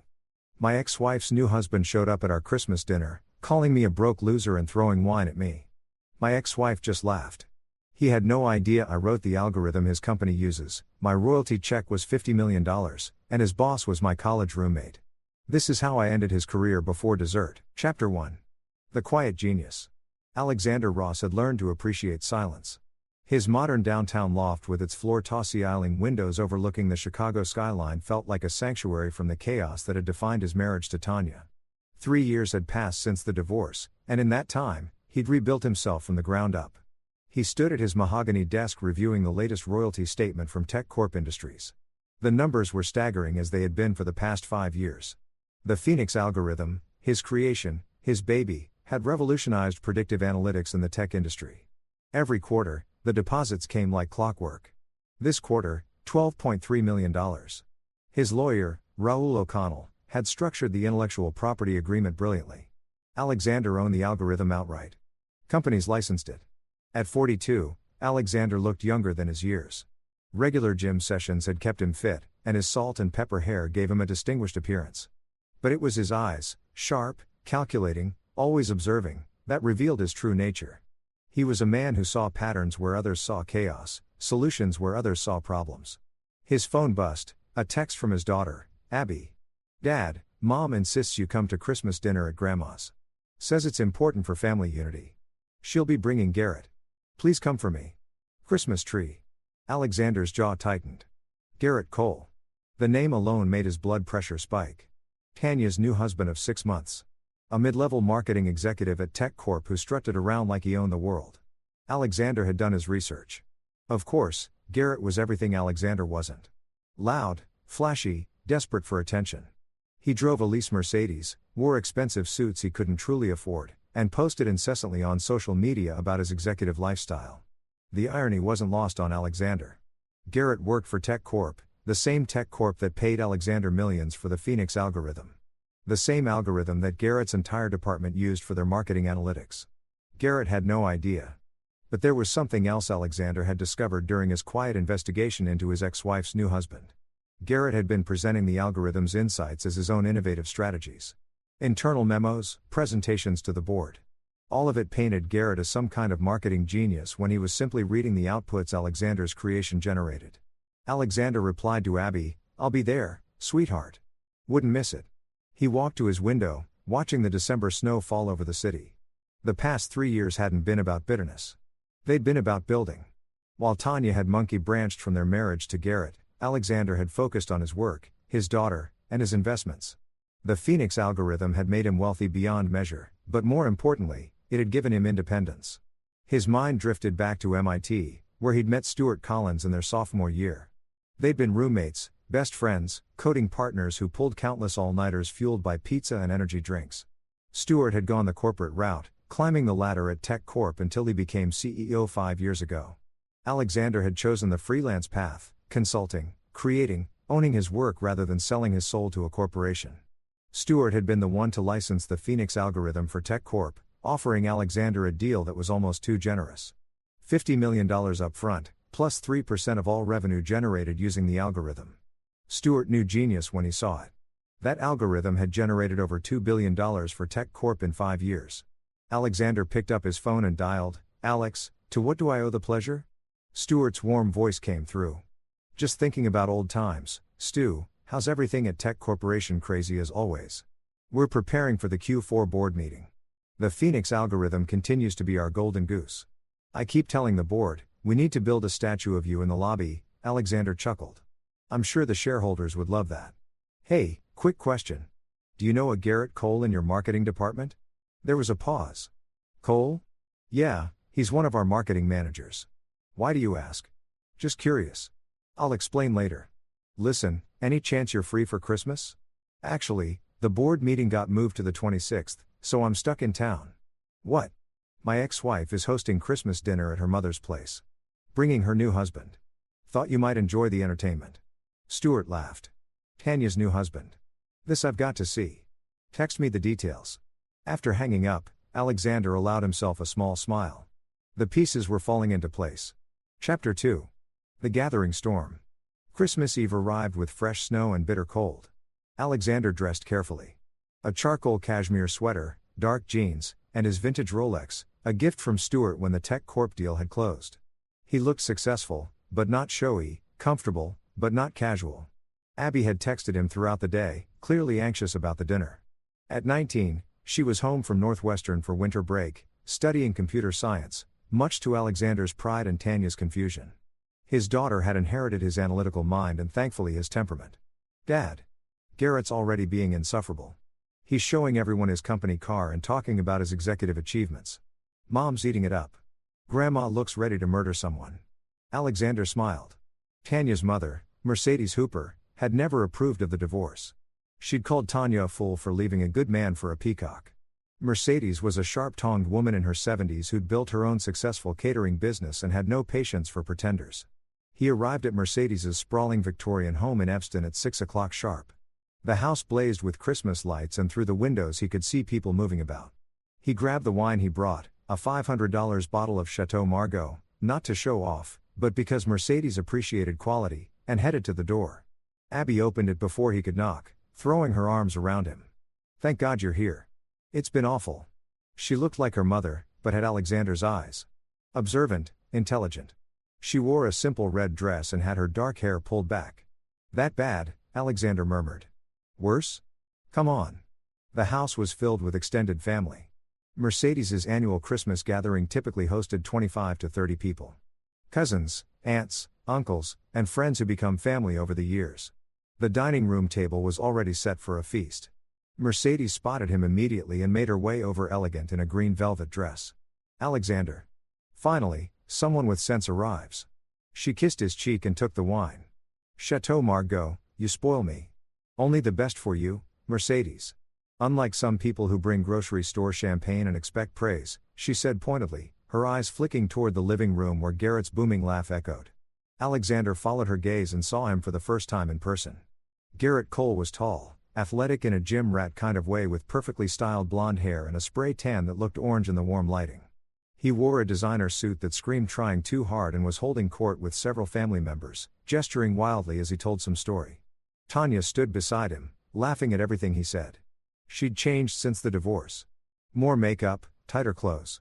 Her auburn hair dyed a lighter shade. She looked like someone trying to recapture youth rather than aging gracefully. And then I told the VP, if you want innovation, you got to take risks. They implemented my strategy and boom, 30% increase in Q3. That's what real leadership looks like. Garrett's voice carried across the room. Alexander felt Abby tense beside him. He's been like this for an hour, she whispered. Don't worry, Alexander said calmly. Let him talk. Mercedes squeezed his arm. Dinner's at 7. Try not to break anything before then. She winked and headed back to the kitchen. Alexander made his rounds, greeting relatives he hadn't seen in months. Everyone asked about his work with genuine interest, though he kept his answers vague, consulting, mostly, keeping busy. No one needed to know about the millions sitting in his accounts. At 6:45, his phone buzzed outside. This is going to be good. Alexander stepped out onto the porch and found Stuart leaning against a black Tesla, grinning. Stuart had aged well too. Same sharp features though his hairline had receded slightly. He wore an expensive wool coat and carried a bottle of Domino. Alex, you look good. Life after divorce suits you. They embraced briefly. You look like a CEO. It suits you. So where's this new husband of Tanya's? I'm dying to meet the man who thinks he's hot inside, regaling everyone with tales of his brilliance. Fair warning, he works for you. Stuart's eyebrows shot up. You're kidding.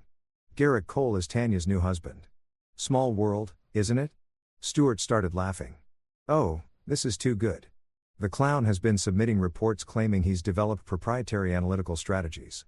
I've seen his presentations. He's literally just copying Phoenix outputs and rebranding them as his insights. I know. I've seen them, too.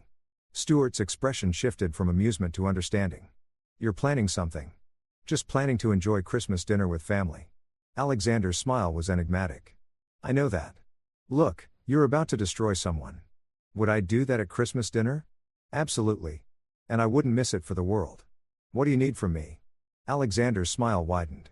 Just follow my lead and maybe keep your phone handy. They walked inside together and the energy in the room shifted immediately. Several people recognized Stuart from TechCore's frequent media appearances. The boy genius CEO who'd taken a struggling company and turned it into a tech giant. Garrett noticed too. His eyes lit up with the desperation of a social climber spotting an opportunity. Chapter 3. The calm before dinner was called and everyone moved to the expansive dining room. Mercedes had outdone herself. Roasted turkey, glazed ham, 7 different side dishes, and enough desserts to feed an army. The table was set with her fine china and crystal glasses. Alexander found himself seated between Abby and Stuart, directly across from Tanya and Garrett. Perfect. Garrett had been trying to get Stoyart's attention since they'd arrived, but Stoyart had smoothly deflected, staying close to Alexander and catching up. Now trapped at the dinner table, Garrett saw his opportunity. Mr. Collins, I didn't know you'd be here. I'm Garrett Cole, marketing manager at Tech Corporation. I've been with the company for 3 years. Stuart looked up from his plate, his expression politely neutral. Garrett? Yes, I've seen your name on some reports. Garrett puffed up like a peacock. I've been working on some really innovative strategies for our Q4 push. The analytics have been phenomenal. I'd love to discuss them with you sometime. Maybe over golf. I don't golf, Stoyart said flatly, turning back to his conversation with Alexander. Tanya jumped in, her voice sharp. Garrett's being modest. He's the one who developed the new marketing framework everyone's talking about. His boss says he's on track for VP. Alexander sipped his wine, saying nothing. Abby kicked him gently under the table. A warning or encouragement, he wasn't sure which. Garrett's attention shifted to Alexander for the first time. Alex, right? Tanya's mentioned you. You do computers or something. Something like that. Alexander replied evenly. It's a tough field. Lots of competition. I imagine you're scrambling for clients, especially in this economy. Garrett's tone was dripping with condescension. Several people at the table shifted uncomfortably. Mercedes' fork stopped halfway to her mouth. I manage, Alexander said. Tanya laughed. A brittle mean sound. Alex does freelance consulting. He worked from home. It's very flexible. The implication was clear. Alexander was struggling while Garrett was thriving. Garrett leaned back, warming to his audience. You know what, Alex? I can maybe put in a good word for you at Tech Corporation. We're always looking for junior developers. The pay isn't great to start, but it's steady. Better than chasing contracts. The table went silent. Mercedes looked ready to intervene, but Alexander caught her eye and gave a subtle shake of his head. That's generous, Garrett. But I'm quite happy with my current arrangement. Pride's a dangerous thing, buddy. You've got to be realistic. I mean, what are you really making from freelancing? 40-50 grand a year? Meanwhile, Tech Corp just gave me a year-end bonus that could buy a car. Garrett smirked. Stuart coughed into his wine. Alexander could see him fighting laughter. Abby spoke up, her voice cold. Dad's doing just fine, Garrett. Maybe we should talk about something else. I'm just trying to help, sweetie. Your dad's too proud to admit he's struggling. I see it all the time. Guys his age who can't adapt to the changing tech landscape. They get left behind. Tanya placed her hand on Garrett's arm. Garrett's right. Alexander, you should really consider it. Stable income benefits. Maybe you could finally upgrade from that tiny loft. Alexander's loft was 3,000 square feet of prime downtown real estate worth $2.5 million, but he didn't correct her. Mercedes had heard enough. Perhaps we should. Garrett interrupted her. No, it's fine. I'm just being honest. Alex seems like a nice enough guy, just stuck in the past. The world's moved on. You need to be aggressive, innovative. That's why I'm succeeding at Tech Corp. I don't just follow orders. I create solutions. I'm a thought leader. Stuart's jaw twitched. Alexander placed a subtle hand on his arm. A thought leader. Alexander repeated. Interesting. Tell me, Garrett, what's your biggest innovation at Tech Corp? Garrett's chest puffed up again. The Phoenix implementation strategy. I developed a framework for utilizing advanced predictive analytics to optimize marketing spend across 17 different channels simultaneously. Increased ROI by 32%. The board was blown away. My VP said it was the most innovative approach he'd seen in 15 years. Stuart was gripping his wine glass so hard Alexander thought it might shatter. The Phoenix implementation strategy, Alexander said slowly. Catchy name. I'm good with branding. It's about understanding the technology and making it work for you. Most people just see numbers. I see opportunities. And this technology you're using, where did it come from? Garrett waved his hand dismissively. Some external contractor developed the base algorithm years ago. But the real genius isn't how you apply it. That's where I come in. The contractor just wrote code. I turned it into a business strategy. Some contractor, Alexander murmured. Tanya jumped back in, sensing an opportunity to twist the knife. See, Alexander, this is what success looks like. Garrett's going places. He's already being considered for regional director. We just bought a house in Lincoln Park. 4 bedrooms, completely renovated. Congratulations, Alexander said genuinely. I'm sure you'll be very happy there. His calm response seemed to irritate Tanya. She'd expected hurt or jealousy. Garrett, emboldened by wine and ego, pressed on. You know what, Alex? I feel bad for you sitting here watching your ex-wife thrive with a real man, knowing you couldn't provide for her the way I can. I've got to sting. The table erupted in uncomfortable murmurs. Abby stood up. That's enough, Garrett. Sit down. Abigail. Tanya snapped. Garrett's just being honest. Mercedes stood as well. In my house, we treat guests with respect. Garrett stood, swaying slightly. The wine had gone to his head. Respect? This broke loser shows up to family dinner like he belongs here. He couldn't keep his wife happy. Can't hold down a real job. And he's sitting next to my boss trying to what? Network. It's pathetic. He grabbed his wine glass and before anyone could react, threw the contents across the table. Red wine splashed across Alexander's face and sweater, dripping onto Mercedes's antique tablecloth. The room exploded. Mercedes started shouting. Abby was crying. Family members jumped up, but Alexander simply sat there, wine dripping from his face, perfectly calm. He pulled out his handkerchief and carefully wiped his face. Then he looked at Stoyart, who was staring at Garrett with undisguised fury. Stuart, Alexander said quietly. Maybe now would be a good time for that phone call. Stuart pulled out his phone, his hands shaking with rage. With pleasure. Chapter 4. The First Crack. The chaos continued around them as Alexander calmly wiped wine from his face. Garrett stood triumphantly, Tanya's hand on his arm. Both of them smirking as if they'd won some victory. The rest of the family looked horrified. Mercedes grabbed a towel and rushed Alexander. "I'm so sorry. This is unforgivable." "It's fine, Mercedes." "Really?" Alexander's voice was steady, almost serene. He looked at Garrett. "Feel better now?" "Actually, yeah, I do. Someone needed to put you in your place." Garrett's confidence was at its peak. He turned to Stuart. "Mr. Collins, I apologize you had to witness this family drama. Some people just can't handle being around successful individuals." Stuart stood slowly and there was something dangerous in his posture. "Garrett, I need you to listen very carefully to what I'm about to say." "Of course, sir. Like I said, I'd love to discuss my performance review." "You're fired." The room went silent. Even the relatives who'd been cleaning up the wine spill froze. Garrett laughed nervously. "I'm sorry." "What?" "You're terminated. Effective immediately.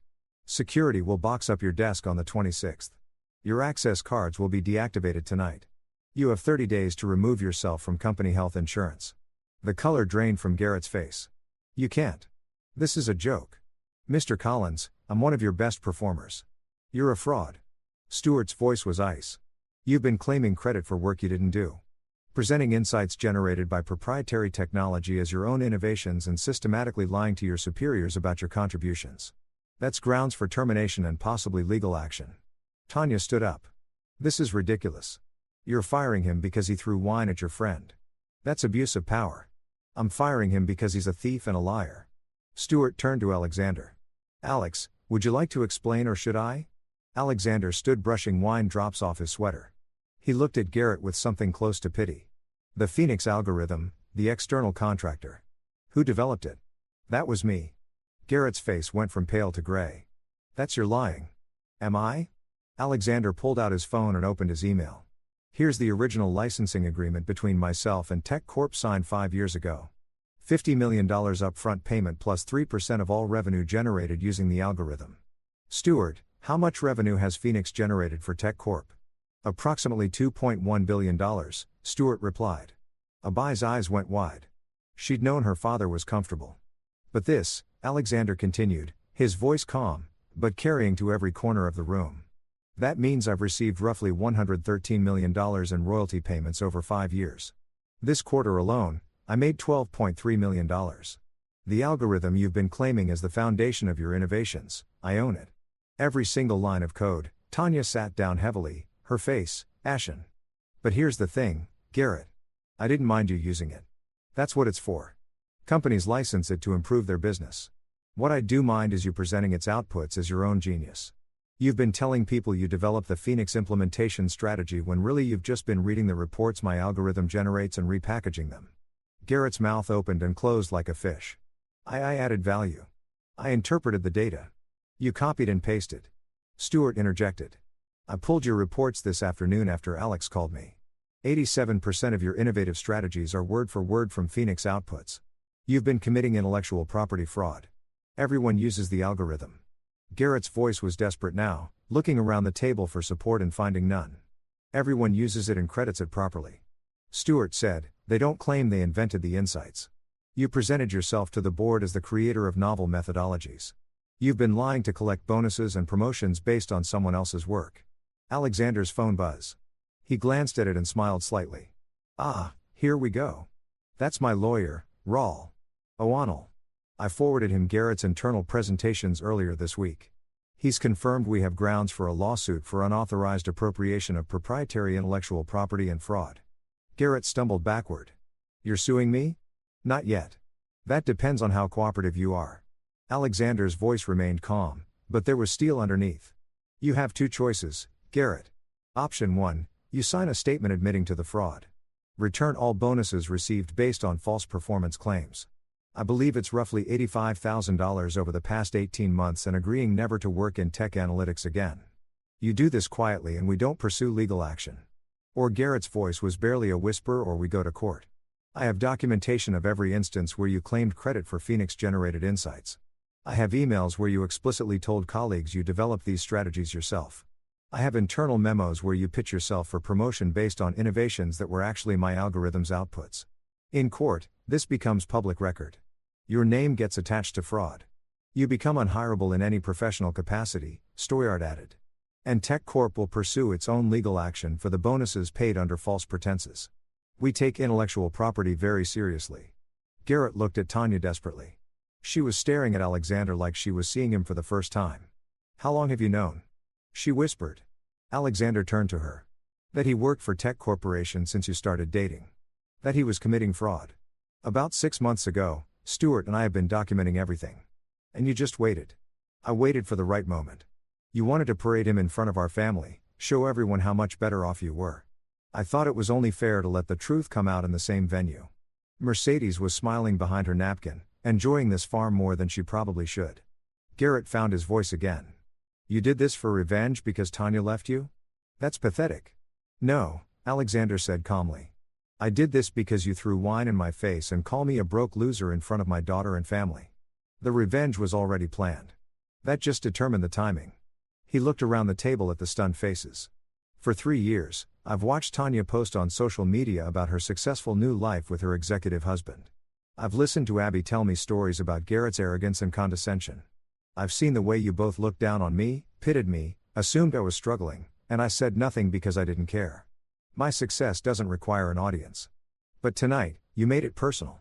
You humiliated me in front of people I care about. So, yes, Garrett, I planned this. I've been planning it for months, and it's not over yet. Chapter 5. The depths revealed. The room remained frozen. Everyone processing what they just witnessed. Garrett stood there, his expensive suit now looking like a costume, his carefully crafted image crumbling. Tanya finally found her voice. You've been rich this whole time. While I was struggling with a mortgage, asking you for help with Abai's tuition, you were sitting on millions. Alexander's expression hardened. I paid Abai's tuition in full all 4 years, plus her housing. I've never missed a single payment to you, Tanya. The divorce settlement gave you the house, half our savings, and alimony until you remarried, which you did 6 months ago and in my obligation. I've been more than fair. Fair? You let me think you were barely scraping by. I never lied to you. You assumed there's a difference. He turned to Abby. Did you know I was struggling? Abby shook her head, tears streaming down her face, but she was smiling. You paid for everything. You took me on vacation to Italy last summer. You bought me a car for my 18th birthday. I knew you were doing well, but she looked at Garrett with disgust. I tried to tell them. I told Mom you were successful, but she didn't want to hear it because she wanted to believe her own narrative, Mercedes said sharply. That she traded up that Garrett was the better man. Pride is a terrible thing, Tanya. Stuart's phone rang. He looked at the screen and smiled coldly. It's our head of legal. Excuse me. He stepped into the hallway. Garrett seemed to be having trouble breathing. My career? You destroyed my career over wine? No. Alexander corrected. You destroyed your career by being a fraud. I just expedited the timeline. Eventually, someone at Tech Corp would have noticed that your genius strategies dried up the moment the algorithm updated or changed. You were always going to get caught, Garrett. I just made sure it happened in front of the people who needed to see who you really are. He looked at Tanya, and that includes your wife. Tanya's hands were shaking. The house, the mortgage on the new house. Garrett said his promotion would cover it, but now there's no promotion, no job, no bonuses to return. Alexander's voice wasn't cruel, just factual. You overextended based on future earnings that were built on fraud. That's not my problem, Tanya. Stuart returned and his expression was grim satisfaction. Legal just confirmed something interesting. Garrett, you signed an intellectual property agreement when you joined Tech Corp. It explicitly states that any work product, any innovations, any strategies developed using company resources or proprietary technology must be properly attributed. You violated that agreement systematically. They can't prove. We can't. We've been tracking algorithm usage. Every time someone runs a Phoenix query, it's logged. We match your reports to query timestamps. 93% of the time, you ran a Phoenix analysis within 48 hours of submitting a new strategy. The correlation is undeniable. Garrett sat down heavily, his head in his hands. But Alexander wasn't done. He pulled out a folder from his bag. He brought it knowing this moment would come. There's more, Garrett. I've been very thorough. He slid several photographs across the table. These are from the Tech Corp Leadership Conference in Miami last September. You told Tanya you were at a training seminar. Tanya grabbed the photos, her face going white. They showed Garrett at a beachside bar with a blonde woman kissing her, his hand on her waist. Her name is Fa Haney. She's a sales rep from your Miami branch. You've been seeing her for 7 months since before your wedding to Tanya. Tanya's hand flew to her mouth. You said that conference was mandatory, that spouses couldn't attend. Garrett's head snapped up. You had me investigated. You had me followed. I hired a discreet investigator. Yes. Once I knew you were committing fraud at Tech Corp, I wanted to know what else you were lying about. Turns out quite a lot. Alexander pulled out more documents. You're also underwater on your Mercedes lease. You're 3 months behind on payments. Your credit score is $580. You have $67,000 in credit card debt. Most of it from trying to maintain the appearance of success. The designer suits, the expensive dinners, the watch you're wearing, all bought on credit you can't afford. Tanya was crying now, but they weren't tears of sadness. They were tears of rage and humiliation. The house he just bought. Garrett put down 3% with an adjustable rate mortgage because it was the only way you qualified. When his promotion didn't increase his income enough, he planned to refinance using Tech Corp stock options he claimed were coming. Stock options that were predicated on his innovative performance that was fraudulent. Mercedes whistled low. You're not just a fraud, boy. You're a disaster. Stewart looked at Alexander with newfound respect. Remind me never to piss you off. This is insane, Garrett shouted, standing up again. You can't just destroy someone's life like this. You destroyed your own life, Alexander said quietly. I just documented it. Every piece of information I've shared tonight is a matter of record. The fraud, the debt, the affair, all real, all your choices. I didn't create these problems, Garrett. You did. He stood and addressed the room. I came here tonight knowing this would happen. I've known for months. I could have handled this quietly. Sent the evidence to Stewart. Let him fire Garrett. Let the marriage implode on its own. But Garrett made it clear how he sees people he considers beneath him. The contempt, the cruelty, the casual humiliation that needed to be answered publicly. Abby stood and hugged her father tightly. I'm so proud of you, Dad. Over her shoulder. Alexander looked at Tanya. You left me because you said I was too passive, too quiet, too unwilling to fight for what I wanted. You wanted someone aggressive, someone who projected power. Well, you got him. How's that working out? Tanya couldn't speak. She'd just stare at the photos of Garrett with another woman, her world collapsing. Chapter 6. The Choice. Stewart cleared his throat. Garrett, I need your decision. Sign the admission and return the bonuses or we proceed with legal action. You have 60 seconds. Garrett looked around wildly as if searching for an escape route. His eyes landed on Alexander. What do you want? Money? I don't have it, but I can get it. I don't want any money, Garrett. I want you to understand consequences. You spent your entire adult life taking credit for other people's work, lying to get ahead, projecting confidence without substance. And it worked until tonight. This is what happens when the truth catches up. Please. Garrett's voice broke. I made mistakes. Okay. I shouldn't have said those things. Shouldn't have thrown the wine. I'm sorry. Are you sorry you did it? Or sorry you got caught? Alexander's voice was gentle, almost kind, which somehow made it worse. Gar had no answer. Stewart held out a tablet with a document on screen. This is the admission. It states that you knowingly claimed credit for insights generated by licensed proprietary technology, that you misrepresented your contributions to Tech Corp leadership, and that you agree to return all performance bonuses received based on these false claims. Sign it and we handle this internally. Refuse, and it becomes a matter for the courts. 30 seconds, Stewart added. Garrett's hand trembled as he took the tablet. He looked at Tanya, who was still staring at the photos of his affair, tears streaming down her face. He looked at the family members watching with expressions ranging from pity to satisfaction. He looked at Alexander, standing there calm and collected. The man he called a broke loser, now revealed as a multimillionaire who'd orchestrated his complete destruction. I'll sign, he whispered. Louder, Stewart said. I'll sign. Garrett's voice was stronger now, defeated, but clear. He scrolled his signature on the screen and handed the tablet back. Stewart forwarded the document immediately. Done. TechCorp legal team has it. You'll receive official termination papers and a repayment schedule within 48 hours. Garrett slumped back into his chair broken. But Alexander still wasn't finished. He turned to Tanya. I want you to understand something. I didn't do this to get back at you for leaving. People fall out of love. Marriages end. I was hurt, but I moved on. I did this because of how you've treated me since the divorce. The social media posts mocking my simple life. The comments to Abby about how I couldn't provide for her the way Garrett could. The pitying looks at school functions when you'd show up in designer clothes while I wore jeans and a sweater. Tanya's voice was hoarse. You were always so quiet about money. I thought you thought what you wanted to think. You needed to believe you'd made the right choice in leaving. So, you constructed a narrative where I was struggling and Garrett was thriving. But you never actually asked, Tanya. Not once in 3 years did you ask how I was really doing. Mercedes stood and started clearing dishes, signaling that the dinner portion of the evening was effectively over. Family members began helping, glad for something to do with their hands. While processing the drama, Alexander pulled Abby aside. I'm sorry you had to see this. Don't be. She wiped her eyes. I'm glad it happened.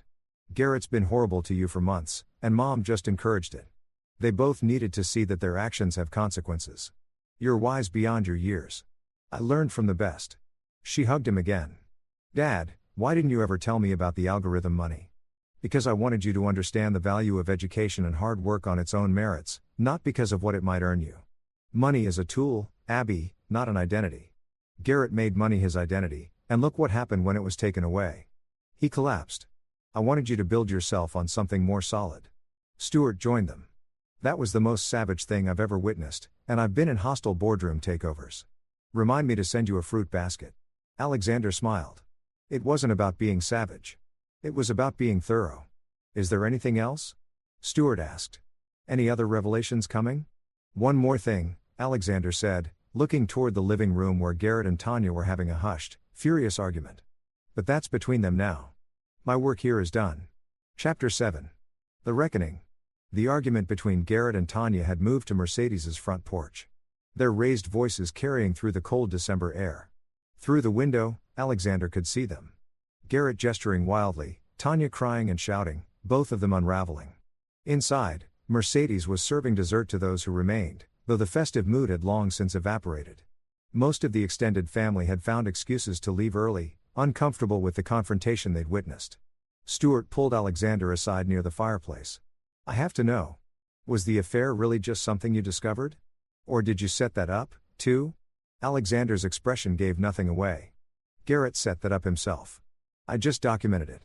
But the investigator was in Miami specifically during that conference.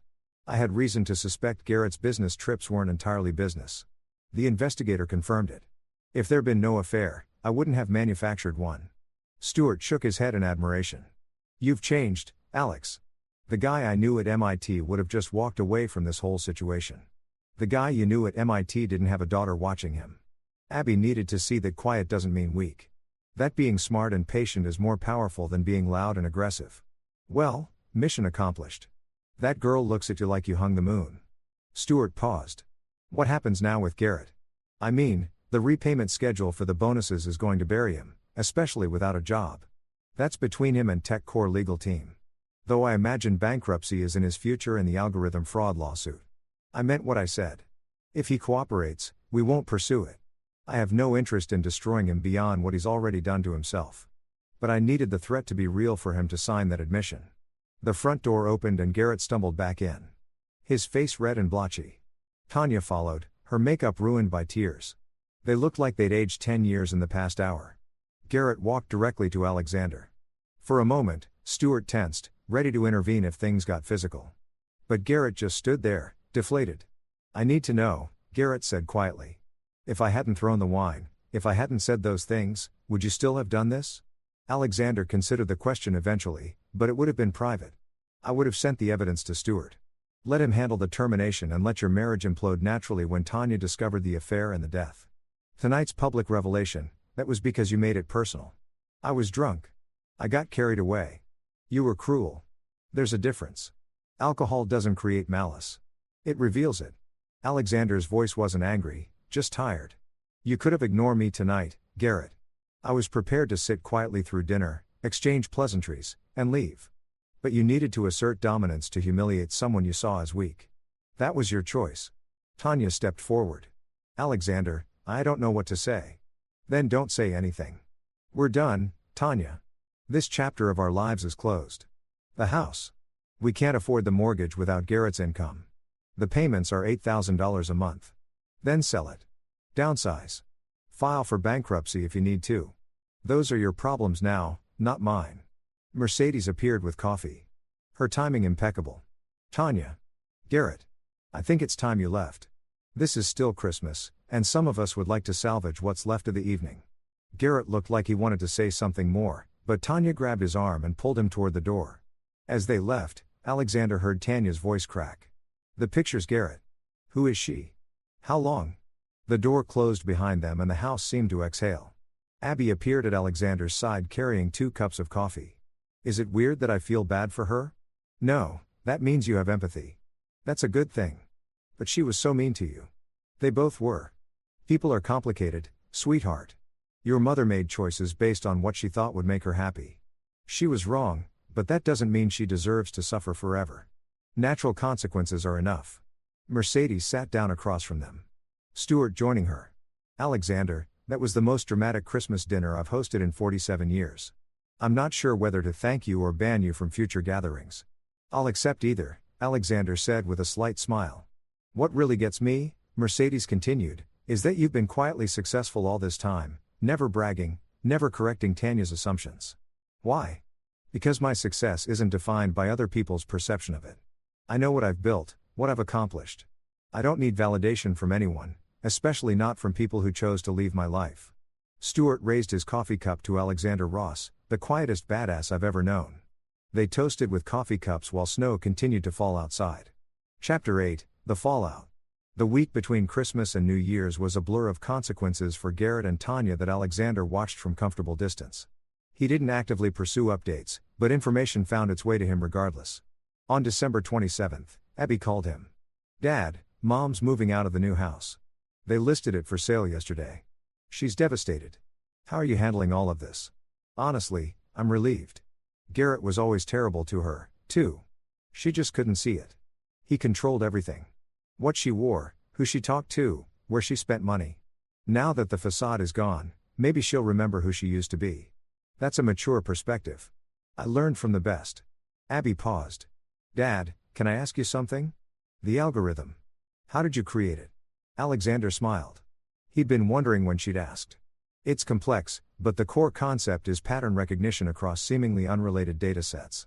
Most analytics tools look at historical data linearly. Phoenix looks at it dimensionally. It identifies patterns that humans miss because we can't process information in that many dimensions simultaneously. Could you teach me? You want to learn algorithm development? I want to learn from you. The technical stuff I can get, Northwestern, but understanding how to think about problems the way you do, that's something special. Alexander felt warmth spread through his chest. I'd love that. Why don't you come to the loft tomorrow? I'll show you the original code. Really? The original Phoenix code? Why not?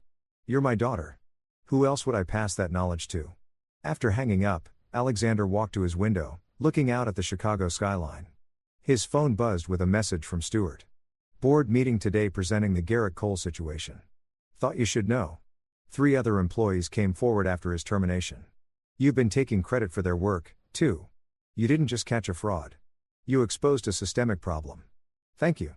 Alexander didn't reply immediately. Instead, he thought about the path that had led him here. 20 years ago, he'd been a kid at MIT with big dreams and bigger algorithms. He created Phoenix because he saw a problem that needed solving, not for fame or fortune. When Stuart had offered the licensing deal, Alexander had almost turned it down. The money seemed obscene for just doing what he loved. But his lawyer, Raoul, had been insistent. You created something valuable. You deserve to be compensated for that value. So, he'd signed. And his life had changed in ways he never anticipated.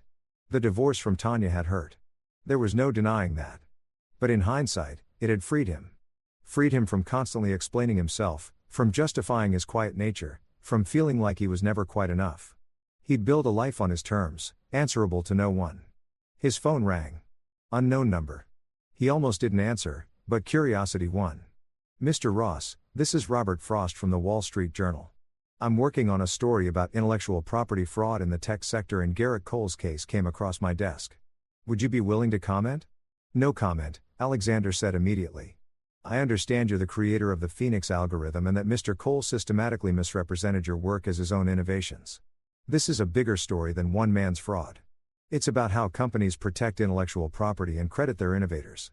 Mr. Frost, I appreciate what you're trying to do, but I'm not interested in public attention. The matter has been resolved privately. With all due respect, sir, Tech Corp's filing suggests they're pursuing similar cases against other employees. Your algorithm has generated billions in value. People should know who created it. Alexander paused. If you write this story, you do it without my participation. I won't confirm or deny anything. Won't provide quotes or interviews. My work speaks for itself. Fair enough. But for what it's worth, Mr. Ross, the tech community should know your name. You've revolutionized predictive analytics, and you've done it while remaining completely under the radar. That's impressive. After the call ended, Alexander sat and thought. Fame had never been his goal. But Abby was right. There was value in people understanding that quiet competence could be more powerful than loud bravado. 3 days later, the Wall Street Journal article published. The headline read, "The Algorithm Genius You've Never Heard Of. How Alexander Ross Revolutionized Tech and Exposed a Fraud." The article was thorough but respectful, focusing on Phoenix's technical innovations and its massive financial success without sensationalizing the Garrett situation. It painted Alexander as a reclusive genius who'd built an empire while maintaining complete privacy. Within hours, his LinkedIn profile had 10,000 new connection requests. His email was flooded with interview requests, speaking opportunities, and business proposals. He ignored all of it. Chapter 9, The New Beginning. New Year's Eve found Alexander at his loft with Abby, teaching her the fundamentals of algorithmic thinking. They'd spent the past week going through Phoenix's code with Alexander explaining not just what the code did, but why he made each design choice. The key, he explained, pulling up a particularly complex section, is understanding that computers are literal, but humans are contextual.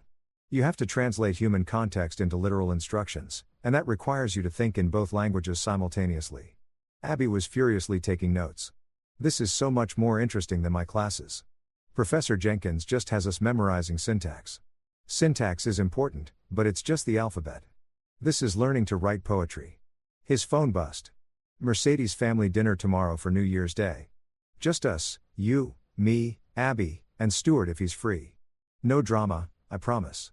Alexander smiled and confirmed. At 11:30 p.m., as they were debugging a section of code Abby had written, the building's front desk called up. Mr. Ross, you have a visitor, a Ms. Tanya Callahan. Should I send her up? Alexander and Abby exchanged glances. Give us a minute, Alexander said. Dad, you don't have to see her. I know, but maybe I should. He picked up the phone, sent her up. Tanya looked different. No designer clothes, minimal makeup, her hair pulled back in a simple ponytail. She looked like the woman he'd married 20 years ago before the need to compete and impress had consumed her. I'm sorry to just show up, she said quietly. I know I have no right. Come in, Alexander said. They sat in the living room while Abby diplomatically retreated to the study. Through the windows, the Chicago skyline glittered with New Year's preparations. I've been doing a lot of thinking this week, Tanya began. About our marriage, about why I left, about what I was looking for with Garrett. Tanya, you don't owe me explanations. Let me finish, please. She took a breath. I left because I thought you were too passive, too content with enough. I wanted excitement, ambition, someone who fought for things. And when I met Garrett, he seemed like everything you weren't. Aggressive, ambitious, always pushing for more. I know you told me this 3 years ago, but I was wrong about what those qualities meant. Garrett wasn't ambitious. He was desperate. He wasn't confident. He was insecure and compensating. And he wasn't fighting for anything real. He was just fighting to seem important. Alexander said nothing, letting her continue. You were never passive, Alexander. You were strategic. You were never content with enough. You just didn't need to broadcast your success to feel validated. Everything I criticized you for was actually strength. And I was too stupid to see it. You weren't stupid. You wanted different things. That's allowed. I humiliated you. For 3 years, I made you the punchline of my success story. I let Garrett treat you terribly. I laughed when he threw wine in your face. Tears were streaming down her cheeks now. And you could have destroyed me at any point. You could have told everyone about your success, made me look like a fool. But you didn't. Why? Because proving you wrong wouldn't have made me happy. Being successful and secure in who I am.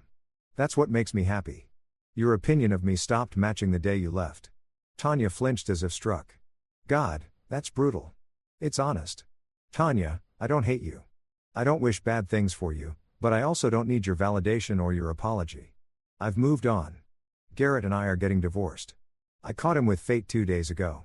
He'd been planning to leave me once he got the VP promotion. He just wanted to use my credit to secure the house first. I'm sorry you're going through that. Are you really? Alexander considered. Yes. Not because I want you back or because I'm enjoying your pain, but because I remember the woman I married and she deserved better than Garrett Cole. I hope you find that again someday. Tanya laughed bitterly. The woman you married was already turning into the woman who left you. Maybe this is what I deserve. Nobody deserves to be cheated on and used. Learn from it and do better next time. They sat in silence for a moment. Finally, Tanya stood. Thank you for seeing me. And Alexander, I really am sorry for all of it. I know. Take care of yourself, Tanya. After she left, Abby emerged from the study. That was big of you, Dad. Being kind to her after everything. Holding on to anger takes energy, and I'd rather use that energy for something productive. Besides, I have everything I need right here. My work, my daughter, my peace of mind. Why would I waste time on bitterness? At midnight, they watched fireworks explode over the city, ringing in the new year. Alexander's phone lit up with messages. Stoyart, Happy New Year to the smartest person I know. Don't ever change, Mercedes. To new beginnings and old victories. See you tomorrow, Raul. 3 new licensing inquiries for Phoenix.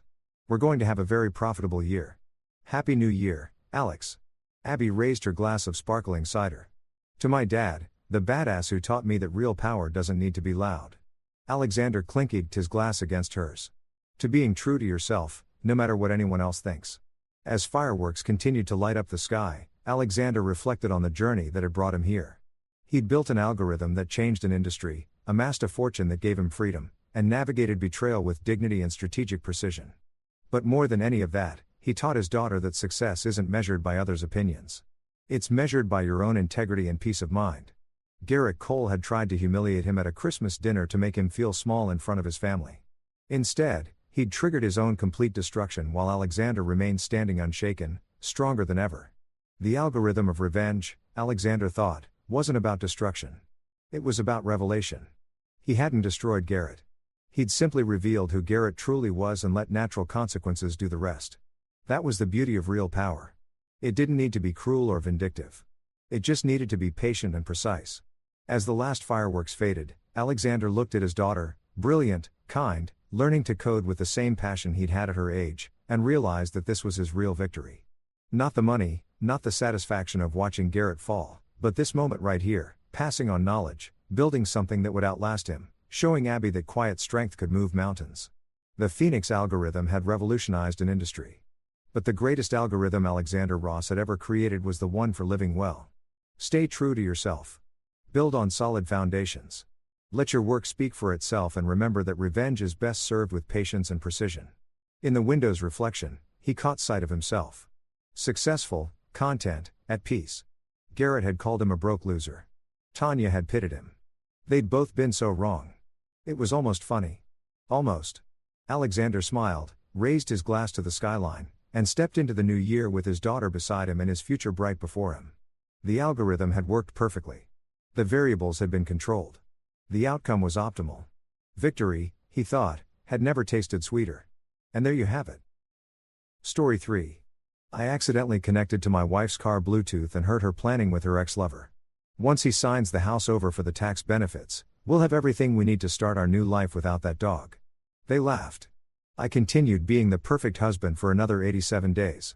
This morning, my phone exploded with 142 missed calls. Look, I'm not saying I believe in signs from the universe. But if Tuesday mornings had a personality, this one would have been that guy at the DMV who tells you you're in the wrong line after you've waited 45 minutes. You know the type. Dead eyes, coffee breath, probably enjoys watching people suffer for sport. I was sitting in my car in the Whole Foods parking lot, which is basically where middle-class Americans go to feel superior about their organic kale while simultaneously wondering why their bank account is crying. I had my usual Tuesday routine down to a science. Grab the overpriced cold brew that tastes like liquefied smugness. Sit in the car for exactly 7 minutes listening to my classic rock playlist and mentally prepare myself for another day of pretending I enjoyed my job as a financial analyst. Spoiler alert, I didn't. But it paid for Clara's Pilates membership and our mortgage on a house that was approximately 70% her aesthetic vision and 30% my quiet acceptance of defeat. The Foo Fighters were playing through my car speakers Everlong If You're Curious, which is a fantastic song that absolutely didn't deserve to be the soundtrack to my life imploding like a poorly constructed souffle.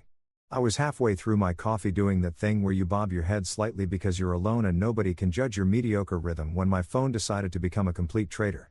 You know that little notification sound, the one that goes ding when your Bluetooth connects. Yeah, that happened. Except I wasn't trying to connect to anything. I glanced down at my phone screen, confused, because the last time I'd intentionally paired my phone with something was probably 2019, and that was only because my car's aux cord died, and I refused to drive in silence like some kind of psychopath. The screen showed a connection to something called C's AirPods. C's AirPods, Clara's AirPods, my wife's AirPods, which were apparently close enough to my car that my phone thought, hey, you know what would be fun? Let's ruin this guy's entire existence. Technology, man. It's like having a really efficient snitch living in your pocket. And that's when I heard it. Her laugh. Not the laugh she does at dinner parties when someone tells a joke that's about as funny as a root canal. Not the polite little chuckle she reserves for her mother's Facebook memes about wine and minions. No, this was the laugh. The real one. The one that sounds like pure unfiltered joy. The kind she used to aim at me back when we first started dating and I'd do stupid impressions of action movie stars. Back when Netflix still mailed DVDs in those little red envelopes, and we'd spend entire Saturdays on the couch pretending we were going to watch something intellectual before inevitably choosing something with explosions. I hadn't heard that laugh in so long. I'd honestly forgotten she was capable of it. I thought maybe she'd surgically removed it along with her sense of humor somewhere around year 3 of our marriage. But there it was, crystal clear, coming through my car speakers like some kind of cosmic joke. And then came the voice, male. Smooth in that way that makes you want to punch a wall. The kind of voice that probably practices saying actually in the mirror every morning. Confident, smug, familiar in a way that made my stomach drop faster than the stock market in 2008. Leo. Her ex-boyfriend Leo. The guy she swore was just a friend when he started texting her 6 months ago. The guy she claimed was helping her with some business networking stuff because apparently I'm supposed to believe that business networking happens at 10 p.m. on weeknights and requires that much emoji usage. Once he signs the house over for the tax benefits, Leo's voice said, and I could practically hear the smirk in his tone. We'll have everything we need to start our new life together. God, I can't wait to be done with that dog. They laughed. That laugh, her real genuine, haven't heard it in years, laugh was being used to celebrate calling me a dog. Not even a cool dog, like a wolf or a German shepherd. Just that dog, generic, replaceable, probably the kind that pees on the carpet and chews up expensive shoes.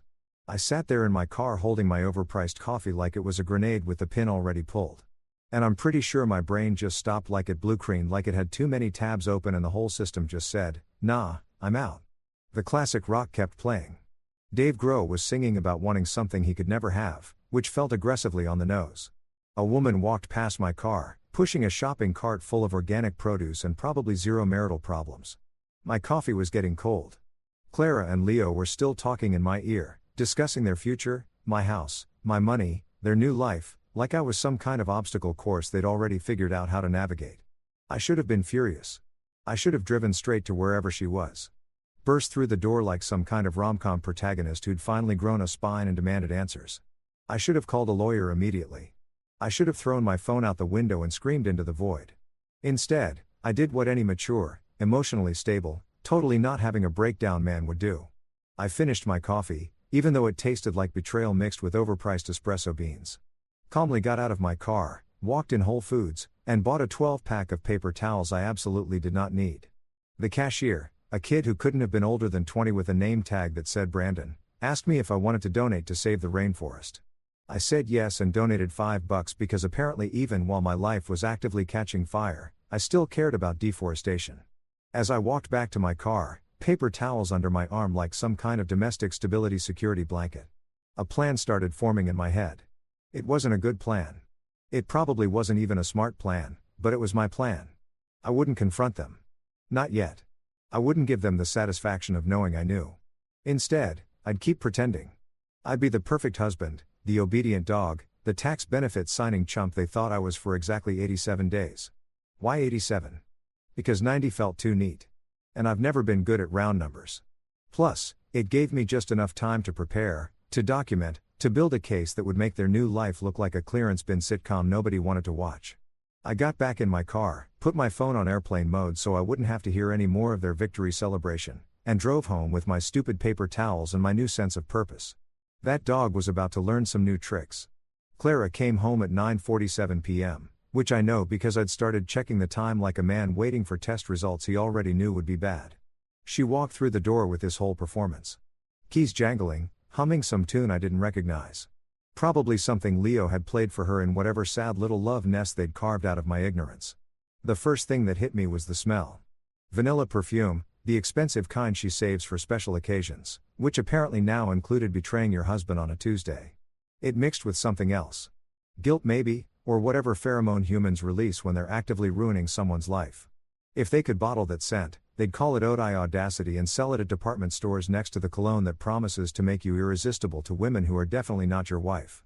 I was sitting on our couch. The gray sectional sheet insisted we needed because it was mid-century modern, and I'd agreed to because I didn't want to have a 3-hour conversation about furniture, pretending to watch some documentary about penguins. I wasn't actually watching it. I was thinking about how penguins made for life, which felt like the universe had a really twisted sense of humor about what to recommend on my streaming queue tonight. "Hey honey," I said, looking up with what I hoped was my normal face and not my "I know you're planning to steal my house and run off with your ex" face. Those two expressions are surprisingly similar, by the way. Both involve smiling with your mouth while your eyes are screaming. She leaned down and I kissed her cheek, which took every ounce of self-control I didn't know I had. It was like kissing a stranger. Actually, it was like kissing someone who was actively robbing you, but pausing mid-heist to accept some casual affection. Her skin was warm, probably from whatever athletic activities she and Leo had been up to.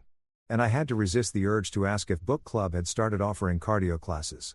"How was book club?" I asked, keeping my voice light and casual, like a man who definitely didn't know his wife was lying through her recently whitened teeth. "Oh, it was great," she said, already heading toward the bedroom to change. "We discussed Tolstoy.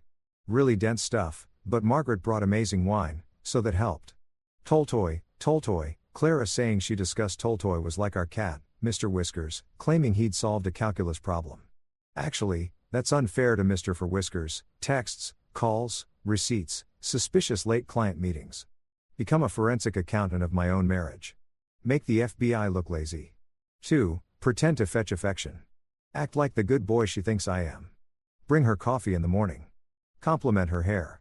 Ask about her day like I'm not aware she's spending it plotting my financial ruin. Wag my metaphorical tail like my life depends on it because it kind of does. 3. Don't bark until the right moment. Keep my mouth shut. Don't confront. Don't hint that I know. Save all the barking for day 87 when I can really sink my teeth into this situation. I stared at my list, feeling simultaneously proud and completely unhinged. This was my life now. I was a man making revenge to-do lists while his wife showered off evidence of her affair. If this were a movie, this would be the scene where inspirational music played and the protagonist looked determined. In reality, I was in my pajama pants eating stale tortilla chips and wondering if this was rock bottom or just a preview of the basement below rock bottom. The shower turned off. I quickly saved the document in a folder I labeled Tax Stuff 2024 because Clara would rather die than look at anything related to taxes voluntarily. Then I closed my laptop and returned to my penguin documentary where at least some species on this planet understood commitment. Clara came out in her bathrobe, hair wrapped in a towel, looking comfortable and content in a way that made me want to scream into a pillow. "What are you watching?" she asked, sitting down next to me. "Penguins," I said. "Cute," she replied, already looking at her phone. Probably texting Leo about how oblivious her husband was. How easy this was going to be. How that stupid dog hadn't even noticed his leash was about to be handed to someone else. I waited until she went to bed, claiming she was exhausted from book club, which must have been code for emotionally drained from juggling 2 relationships and a fraud scheme. Before I pulled out my laptop again, I spent the next 2 hours researching divorce lawyers in our area. I read reviews like I was shopping for a surgeon, because in a way, I was. I needed someone who could surgically remove Clara from my life while keeping all my vital organs, financial and otherwise, intact. That's when I found her. Daphne Vega. 5-star reviews across the board. Testimonials that read like movie taglines. "She destroyed my ex in court. Worth every penny. This woman is a shark in a blazer." Her profile picture showed a woman in her 40s with dark hair, sharp eyes, and a smile that suggested she'd seen every dirty divorce trick in the book and had probably invented a few herself. Her website had a contact form. I filled it out at 2:47 a.m. typing with the manic energy of a man who just discovered his wife was a cartoon villain. Subject: need consultation ASAP. Message: my wife is planning to commit fraud, steal my house, and run off with her ex. I have evidence. I have 87 days. I need someone who can help me make sure the only thing she gets in the divorce is regret. I hit send before I could second guess as myself, closed my laptop, and went to bed next to my wife. The woman who'd promised to love and cherish me, but apparently read that as more of a suggestion than a binding contract. The next morning, I woke up to an email from Daphne Vega's office. She could see me at 10 a.m. I replied immediately. I'll be there. At 9:55 a.m., I walked into her office building downtown, took the elevator to the 7th floor, and sat in a waiting room that smelled like leather and expensive legal revenge. When her assistant called my name, I followed him into an office with floor-to-ceiling windows and a view of the city that probably cost more per month than my car payment. Daphne Vegas sat behind a desk that looked like it had witnessed 1,000 marriages die. She looked exactly like her picture, sharp, professional, and slightly terrifying in the best possible way. So, she said, folding her hands on her desk and looking at me with the intensity of someone who charged $400 an hour and earned every cent. You want revenge or results? I didn't even hesitate. Both. She smiled. Not a warm smile, but the kind of smile a chess player gives when they see checkmate 6 moves ahead. Then here's what you're going to do, she said, leaning forward. You're going to start acting dumber than you feel. Daphne's advice echoed in my head for the next 72 hours. Act dumber than you feel. Which, if I'm being honest, was simultaneously the easiest and hardest thing I'd ever been asked to do. Easy because I'd apparently been doing it for months without even realizing it. Hard because now I had to do it intentionally with purpose, like method acting, except the role was oblivious husband who deserves a participation trophy. So I became husband of the goddamn year. Monday morning I woke up before Clara, which never happens because I typically sleep like someone who's accepted defeat as a lifestyle choice, and made breakfast. Not cereal, not toast, actual breakfast. Scrambled eggs with chives, turkey bacon, because she's been on some health kick since Leo probably told her she should optimize her wellness journey, or whatever meaningless phrase people use now instead of just saying diet. I even arranged fresh berries in a bowl like I was auditioning for a cooking show on basic cable. When Clara walked into the kitchen, she actually stopped and stared like I just performed a magic trick. You made breakfast? Yeah, I said, channeling every bit of golden retriever energy I could muster. Figured you could use something nice after all those late client meetings. You've been working so hard. The lie tasted worse than burnt toast, but I smiled through it. She looked genuinely touched, which would have been sweet if she wasn't actively planning to commit fraud.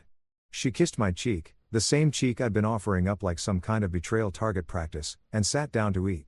You're the best, she said.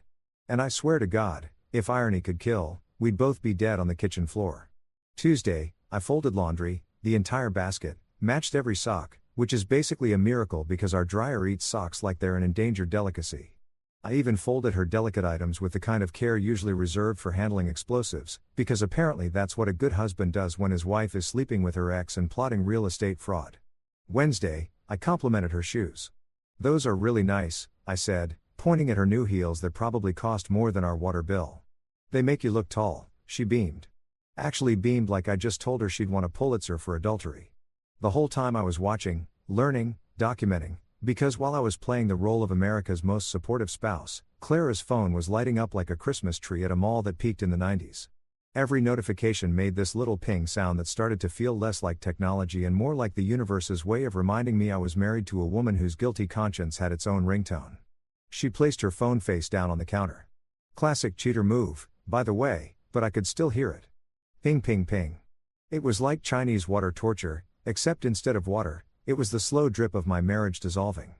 Thursday evening, while she was in the shower, she'd been showering a lot lately, which I'm sure was totally unrelated to anything. I casually picked up her phone. She'd changed her passcode, which was adorable.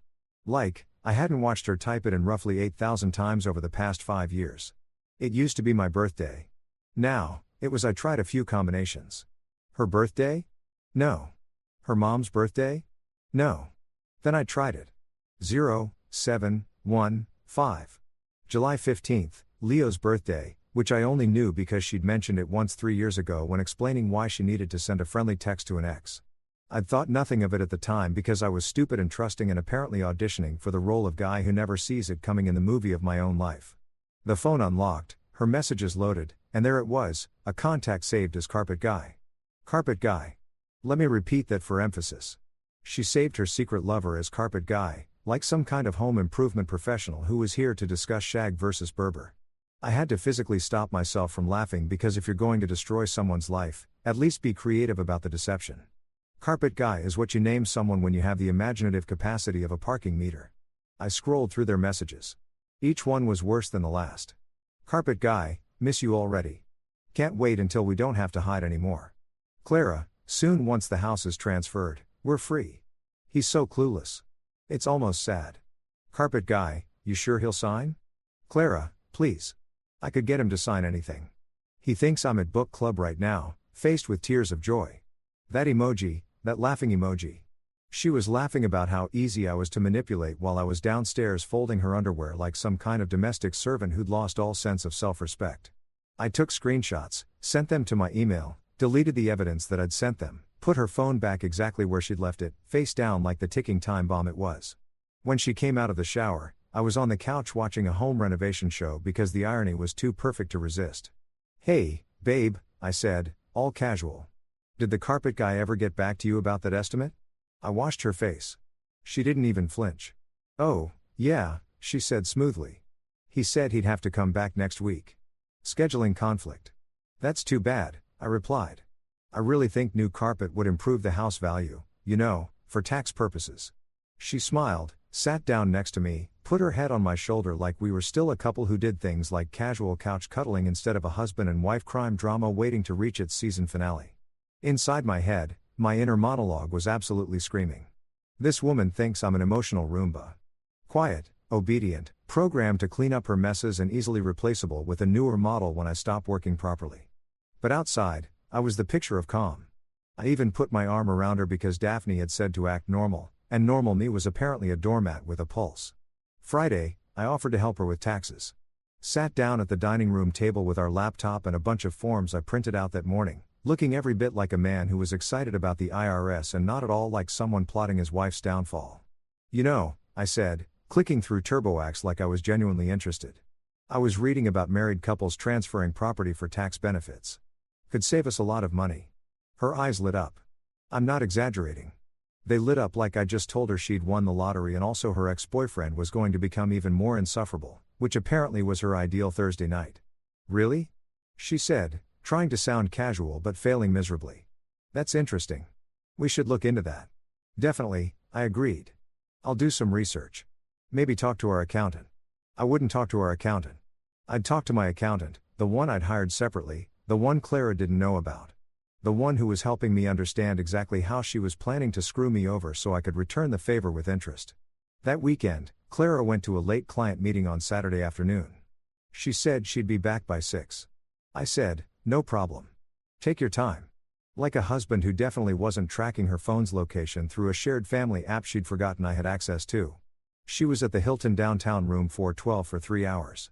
I spent those 3 hours at my brother Eli's apartment drinking beer and trying not to throw my phone through his TV when the location pin didn't move for 90-minute stretches. You okay? Eli asked, handing me another beer. Perfect, I lied. Just waiting for my wife to finish her meeting with Carpet Guy. Eli raised an eyebrow, but didn't ask. He's good like that. Knows when to push and when to just sit in supportive silence while his brother's life implodes like a controlled demolition. Sunday, Clara came home cheerful, humming. She made dinner, pasta, nothing fancy, and we ate together like a normal couple. She asked about my week. I asked about hers. She told elaborate stories about clients I knew didn't exist. I nodded along like a bobblehead that had accepted its purpose in life. After dinner, I excused myself to organize some files in our home office. Instead, I opened my laptop and added to my growing folder titled How to Train Your Dragon Wife Edition, which now included 47 screenshots of texts between Clara and Carpet Guy, location data showing her at hotels during supposed work meetings, credit card statements I'd quietly obtained showing charges at restaurants we'd never been to together, voice memos she'd accidentally left in our shared cloud, including one where she and Leo discussed the timeline for their new beginning. Every piece of evidence was dated, organized, and backed up in 3 separate locations because I'd learned from watching true crime documentaries that the only thing worse than being betrayed is being betrayed and losing the evidence in a hard drive crash. By the end of week 2, I had enough material to write a book called My Wife is Committing Fraud, A love story. By the end of week 3, I perfected my performance. Oscar-worthy stuff. I could smile on command, laugh at her jokes, pretend to believe her lies with the dedication of a method actor who'd lost his grip on reality. And every single night, I crawled into bed next to her. This woman who I'd promised forever to, who'd promised the same to me, and pretended to sleep while my mind catalogued every new betrayal like a very depressing filing system. The dog was learning tricks, all right, just not the one she expected. You know what nobody tells you about catching your wife in an affair? It's not the dramatic confrontation scenes from movies. It's not throwing plates or storming out in the rain. It's the weird mundane moments like sitting in a Starbucks at 10 a.m. on a Tuesday with your best friend Oscar, watching him hack into your wife's digital life while you pretend to look at your phone so the barista doesn't think you're planning a heist. Oscar Chuan is the kind of guy who thinks privacy laws are more like gentle suggestions than actual legislation.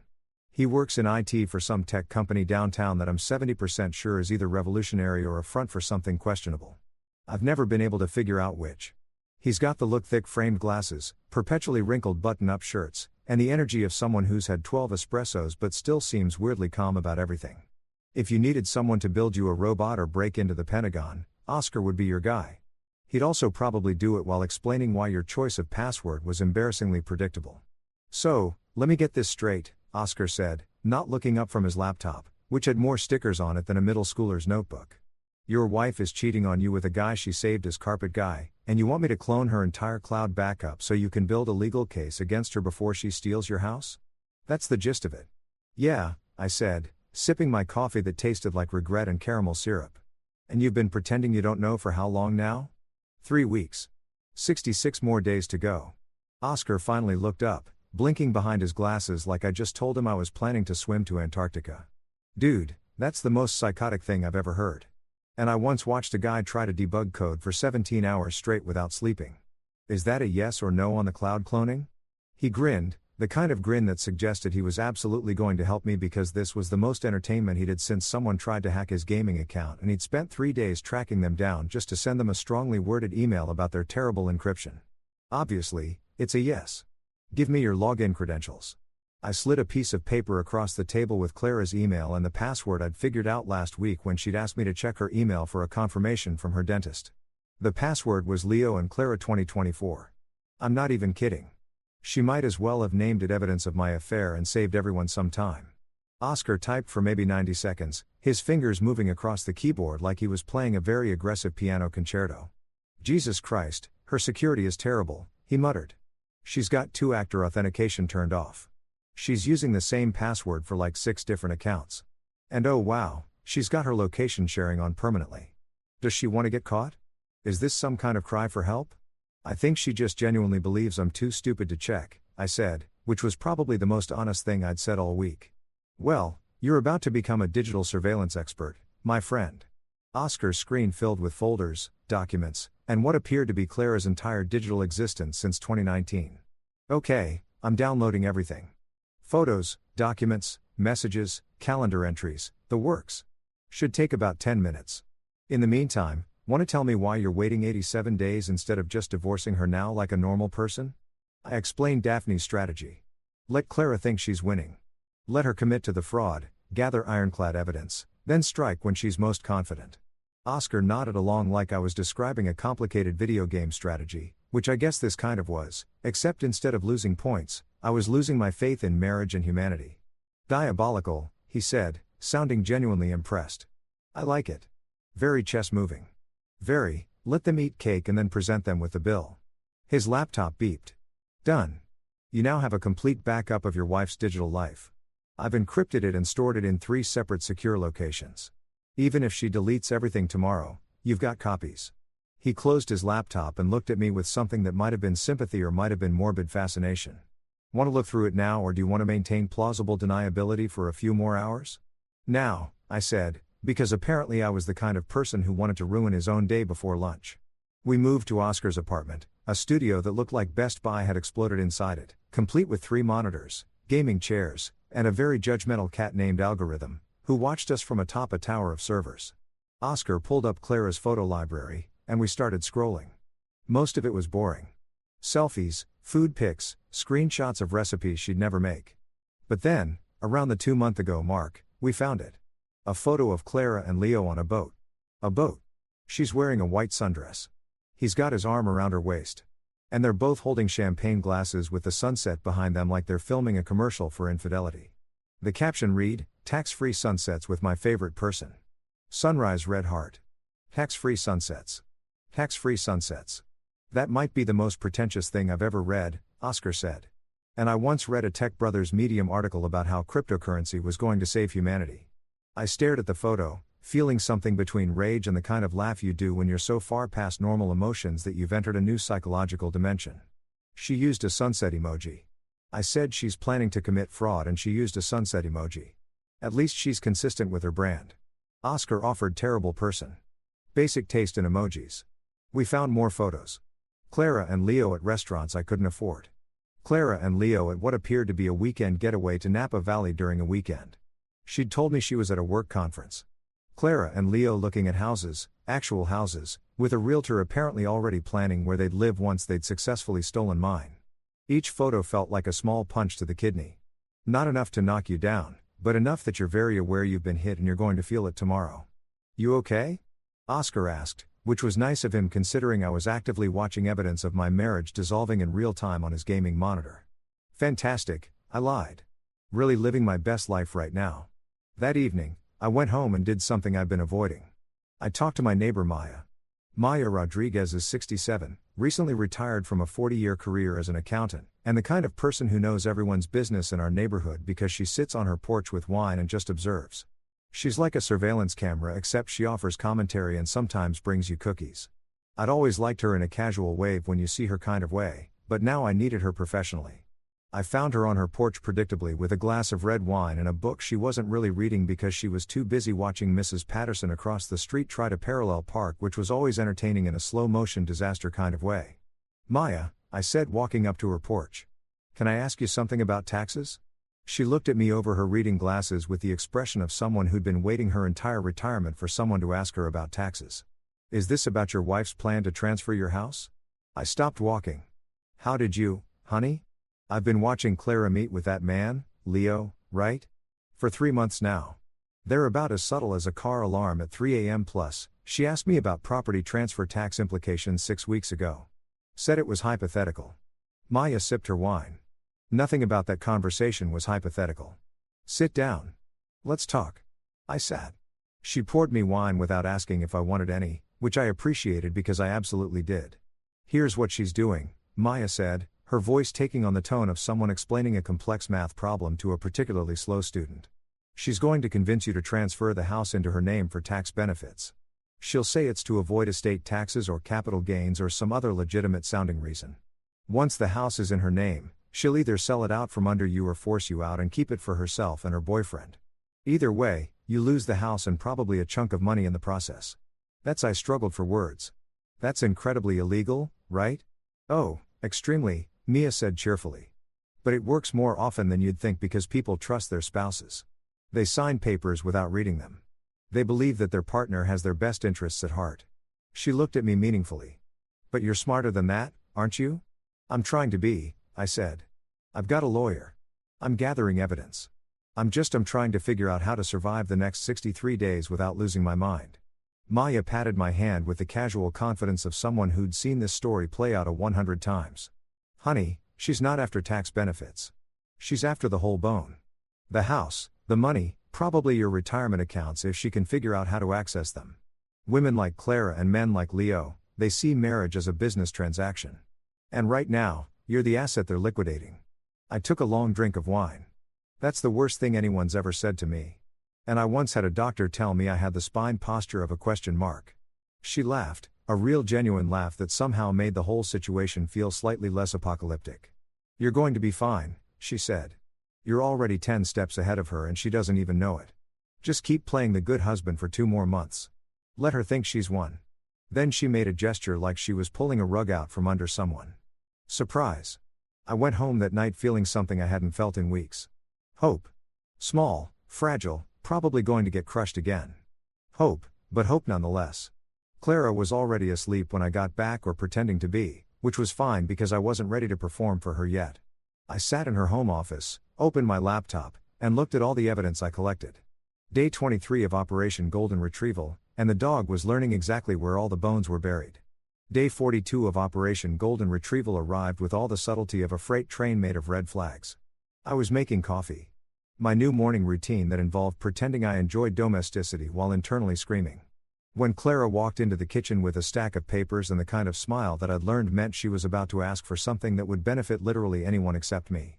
"Morning, babe," she said, setting the papers on the counter next to my coffee mug. "I've been thinking." Nothing good has ever followed those 3 words. "I've been thinking" is what people say right before they suggest timeshares, pyramid schemes, or in this case, updating your will so your cheating wife can cash in when you conveniently die. "We should update our wills," she continued, like she just suggested we try a new brunch spot instead of planning for my hypothetical demise. I was talking to Margaret from book club. Margaret, who definitely existed and wasn't just a cover story for her affair. And she said it's really important for married couples to have updated estate plans. You know, for tax purposes. Everything was about tax purposes lately. If I had $1 for every time Clara mentioned taxes, I could probably pay the taxes on the house she was trying to steal. "That's thoughtful," I said, because Daphne had coached me on responses that sounded agreeable without actually committing to anything. "We should definitely look into that." Her face brightened like I just agreed to donate a kidney. "Great. I already made appointments with an estate attorney for next week." Of course, she did. She'd probably already drafted the will herself. Everything goes to Clara, who is definitely not planning to murder her husband in his sleep. "No, seriously, officer. It was natural causes. He just stopped breathing coincidentally right after signing everything over to me." "Sounds perfect," I said, making a mental note to call Daphne immediately and ask if updating our wills was code for accelerating your financial murder. Clara kissed my cheek, the same cheek that was developing a permanent flinch response, and disappeared to get ready for work, which I knew meant a 10 a.m. coffee date with Leo because I checked her calendar while she was in the shower. They were meeting at that pretentious place downtown that serves $8 lattes and calls itself a coffee collective, like caffeine, is a communist movement. After she left, I sat at the kitchen table and updated my journal. A leather notebook I bought specifically for documenting my descent into whatever psychological state I currently occupied. The entry for day 42 read: "Wife still actively planning my downfall. Now wants to update wills. Romantic gesture level. Mortician. Husband still playing role of oblivious golden retriever. Getting really good at fetch. Someone should give me a treat. Preferably alcohol." Day 53 brought a new circle of hell. Leo invited me to golf. The text came through at 800 a.m. "Hey man, wanna hit the link Saturday? Been meaning to catch up." I stared at my phone like it had just asked me to join a cult. Leo wanted to play golf with me. The man who was sleeping with my wife, planning to steal my house, and had probably never paid for his own coffee in his entire smug existence, wanted to spend 4 hours with me on a golf course pretending we were buddies. I showed the text to Oscar over lunch at a taco truck that parked near his office. He read it, looked at me, and said, "You're going to say yes, aren't you? Obviously, you're insane." "I'm thorough." I corrected. "There's a difference. Besides, Daphne said I should act normal, and normal me would probably say yes because I'm a doormat who doesn't know his wife's boyfriend is asking him to golf."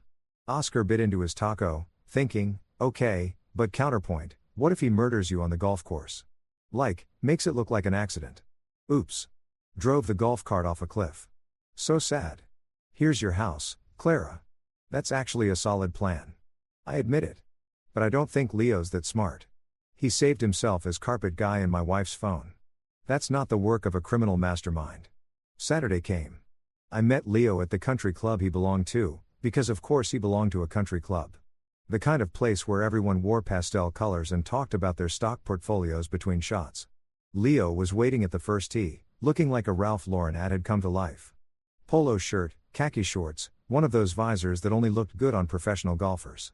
And somehow everyone still wears them. "Hey buddy." He clapped me on the shoulder like we were old friends and not 2 guys sharing the same woman without one of us knowing about it. "Great day for golf, right?" "Perfect," I said, gripping my golf club a little too tightly and imagining alternative uses for it. That definitely weren't Uzi approved. We played 18 holes. 18 holes.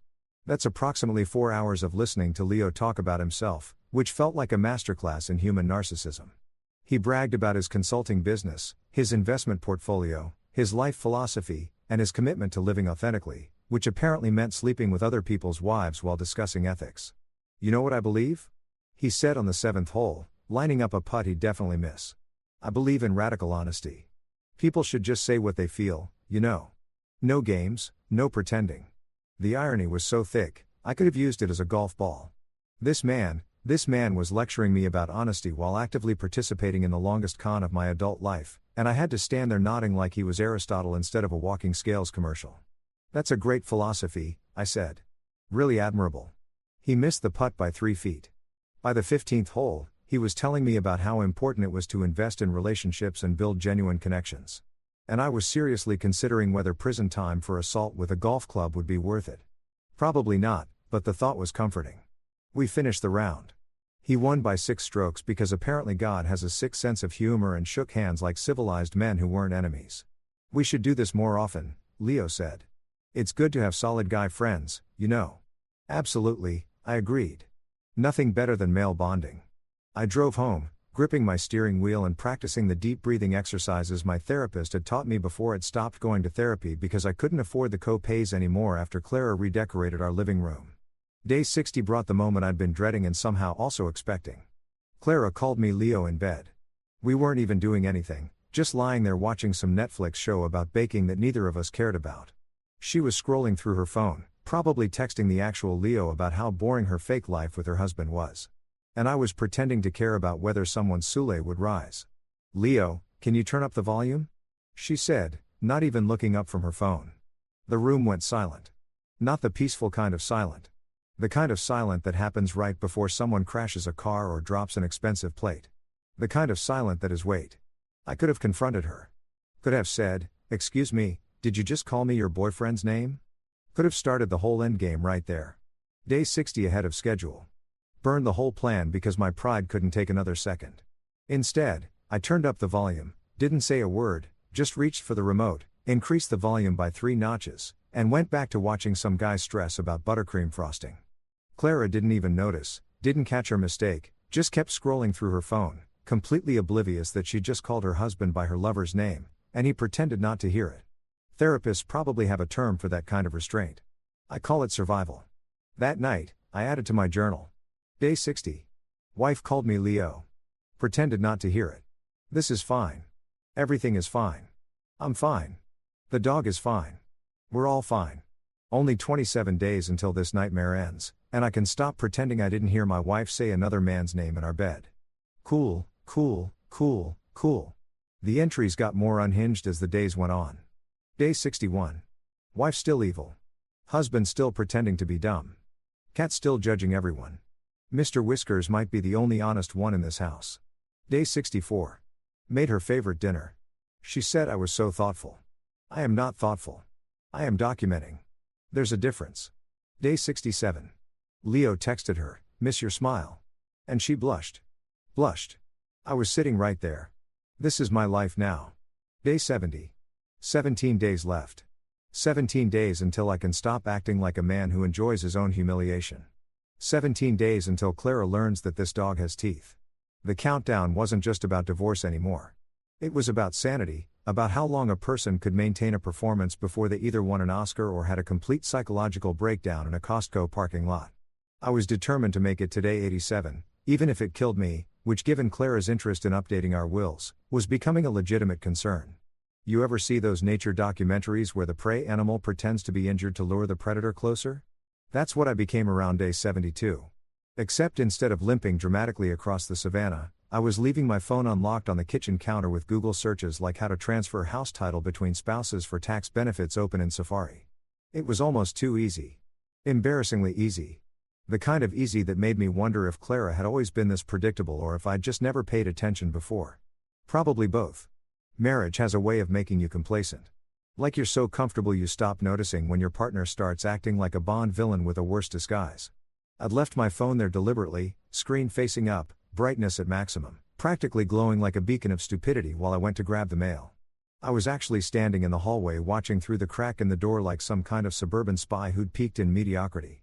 Clara walked into the kitchen, saw the phone, did that thing where she looked around to make sure no one was watching, which was hilarious because I was literally watching her. Then she picked it up. Her face went through this whole journey of emotions. Curiosity, excitement, satisfaction, And finally, that smug little smile that I'd started to recognize as her "I'm getting away with it" expression. She took a photo of my search history with her own phone.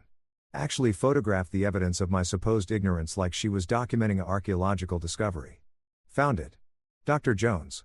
The ancient ruins of my husband's brain cell. She put my phone back, smoothed her hair, and went back to whatever she was doing like she hadn't just fallen for bait.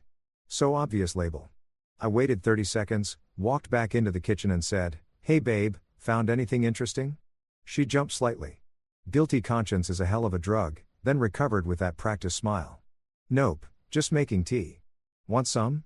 "Sure," I said, sitting down at the counter and watching her pour hot water like she was performing surgery. "I've been doing some research actually about property transfers for tax purposes." I swear I saw her pupils dilate like a shark that just smelled blood in the water. "Oh yeah, apparently married couples can transfer property between each other and avoid certain taxes. Could save us a lot of money." I paused for effect, playing the role of helpful husband who definitely doesn't know he's being scammed. "I was thinking we should talk to our accountant about it." She practically vibrated with excitement. "That's such a good idea. You're so smart to think of that." The audacity, the sheer unfiltered audacity of calling me smart for falling into her trap. It was like watching a cartoon villain compliment the hero for walking into their obvious snare. "Thanks," I said, accepting the tea she handed me. "I just want to make sure we're doing everything we can to optimize our finances, for our future." "Our future," she repeated. And the way she said it made it clear she was thinking about a future that involved Leo's expensive boat and my money. She kissed my cheek, the famous betrayal cheek, which was developing calluses at this point, and said, "You're such a good man." I smiled, looked her right in her lying eyes, and said in the most sincere voice I could manage, "Yeah, I get that a lot from people who are about to rob me blind." Her face froze for half a second. This micro expression of panic before she laughed it off like I'd made a joke. "You're so funny," she said, walking away. Funny, right? Hilarious. I was basically a one-man comedy show titled "Watch This Idiot Pretend He Doesn't Know His Life Is Falling Apart." Streaming now on the Mental Breakdown Network. That afternoon, I had a meeting with Daphne at her office. She'd requested I come in for what she called a strategy session, which sounded official and important and made me feel like I was planning a military operation instead of just trying to divorce my wife without losing everything I owned. Her office still smelled like expensive leather and the tears of cheating spouses. She sat behind her desk looking like she'd already won my case and was just waiting for everyone else to catch up. "So," she said, pulling out a folder that had gotten noticeably thicker since our first meeting. "Your wife is taking the bait. Like a starving fish at an all-you-can-eat buffet," I confirmed. "Good. Here's what we're going to do." She laid out several documents on her desk with the precision of someone dealing cards. "You're not going to sign anything, but you're going to let her believe you will. You're going to string this along until day 87. Let her commit to the fraud completely. Let her think she's won. Then we hit her with divorce papers, evidence of the affair, documentation of attempted fraud, and a property settlement that ensures you keep everything. Can we do that legally? Not only can we do it, we're going to do it. She's the one committing fraud. You're just defending yourself." Daphne leaned forward, and I understood why her reviews called her a shark. "While she's planning to steal your house, we're going to make sure she leaves this marriage with nothing but regret and possibly legal fees." I felt something I hadn't felt in weeks. Genuine joy. The kind of joy you get when you realize the universe might actually have a sense of justice. Even if it takes 3 months and a lawyer who charges enough per hour to feed a small village. "What do I need to do?" I asked. "Keep playing dumb. But also, and this is important, start protecting your assets now. Open a new bank account she doesn't know about. Transfer funds gradually so she doesn't notice. We're also going to quietly list your house for conditional sale under your name only." "Can I do that?" "It's marital property. You're both on the deed. Either spouse can list it. She's planning to transfer it into her name fraudulently. We're going to sell it legitimately and ensure you get your share. It's called being proactive." She smiled. "Think of it as offensive defense." Over the next week, I became a financial ninja. Opened a new checking account at a different bank across town. Started transferring small amounts. $200 here, $500 there. Nothing big enough to trigger alerts, but enough that by day 87, I'd have a safety net she couldn't touch. I even opened a separate savings account and moved half our emergency fund into it. Because if this wasn't an emergency, I didn't know what was. I contacted a real estate agent named Marcus, recommended by Daphne naturally, who agreed to list our house discreetly. Conditional sale, he explained over the phone, Means it won't go on the market officially until you give the word, but we'll have all the paperwork ready, professional photos taken, the whole 9 yards. When you're ready to pull the trigger, we can have it listed within hours. How soon can we start? I asked. I can have a photographer there tomorrow if the wife won't be home. Clara had a late client meeting code for afternoon delight with Leo scheduled for the next day. Tomorrow works perfectly. The photographer came, took pictures of every room, made our house look like something from a magazine instead of the crime scene of a dying marriage. He was done in 90 minutes. Clara never knew. Meanwhile, Clara and Leo kept their text thread going like they were writing the world's most predictable romance novel. Oscar had set up a system where their messages automatically forwarded to a secure server, so I had real-time updates on their stupidity. Carpet guy. Can't wait until we don't have to hide anymore. Just a few more weeks. Clara, I know. He's already researching property transfers. This is going to be so easy. Carpet guy, you sure he's not suspicious? Clara, please. He's like a golden retriever. Loyal, trusting, and not smart enough to see what's right in front of him. I read that message while sitting in my car outside a grocery store, and I laughed. Actually laughed out loud like a person who'd finally lost it. Some lady walking past with her shopping cart looked at me like I was about to either rob the place or start preaching about aliens. I texted Oscar. They called me a golden retriever again. Oscar, at least they're consistent. Me. 20 days until this retriever bites back. Oscar, that's the spirit. Want to get tacos later? Me? Obviously. Day 80 rolled around and Clara was practically glowing. She hummed while cooking. Actual humming like a Disney princess, except the song was about fraud instead of true love. She texted Leo with emojis that would make a teenager cringe. Heart eyes, champagne bottles, that little house emoji that I'm pretty sure represented my house they were planning to steal. I started giving everyone in this nightmare pet names in my head just to maintain my sanity. Clara, CEO of Bad Decisions. Leo, Mr. Tax Benefit, or alternatively that carpet guy. Daphne, Angel of Legal Death. Oscar, Tech Wizard of Doom. Maya, Wine Mom Oracle. Mr. Whiskers, the only honest soul in this house.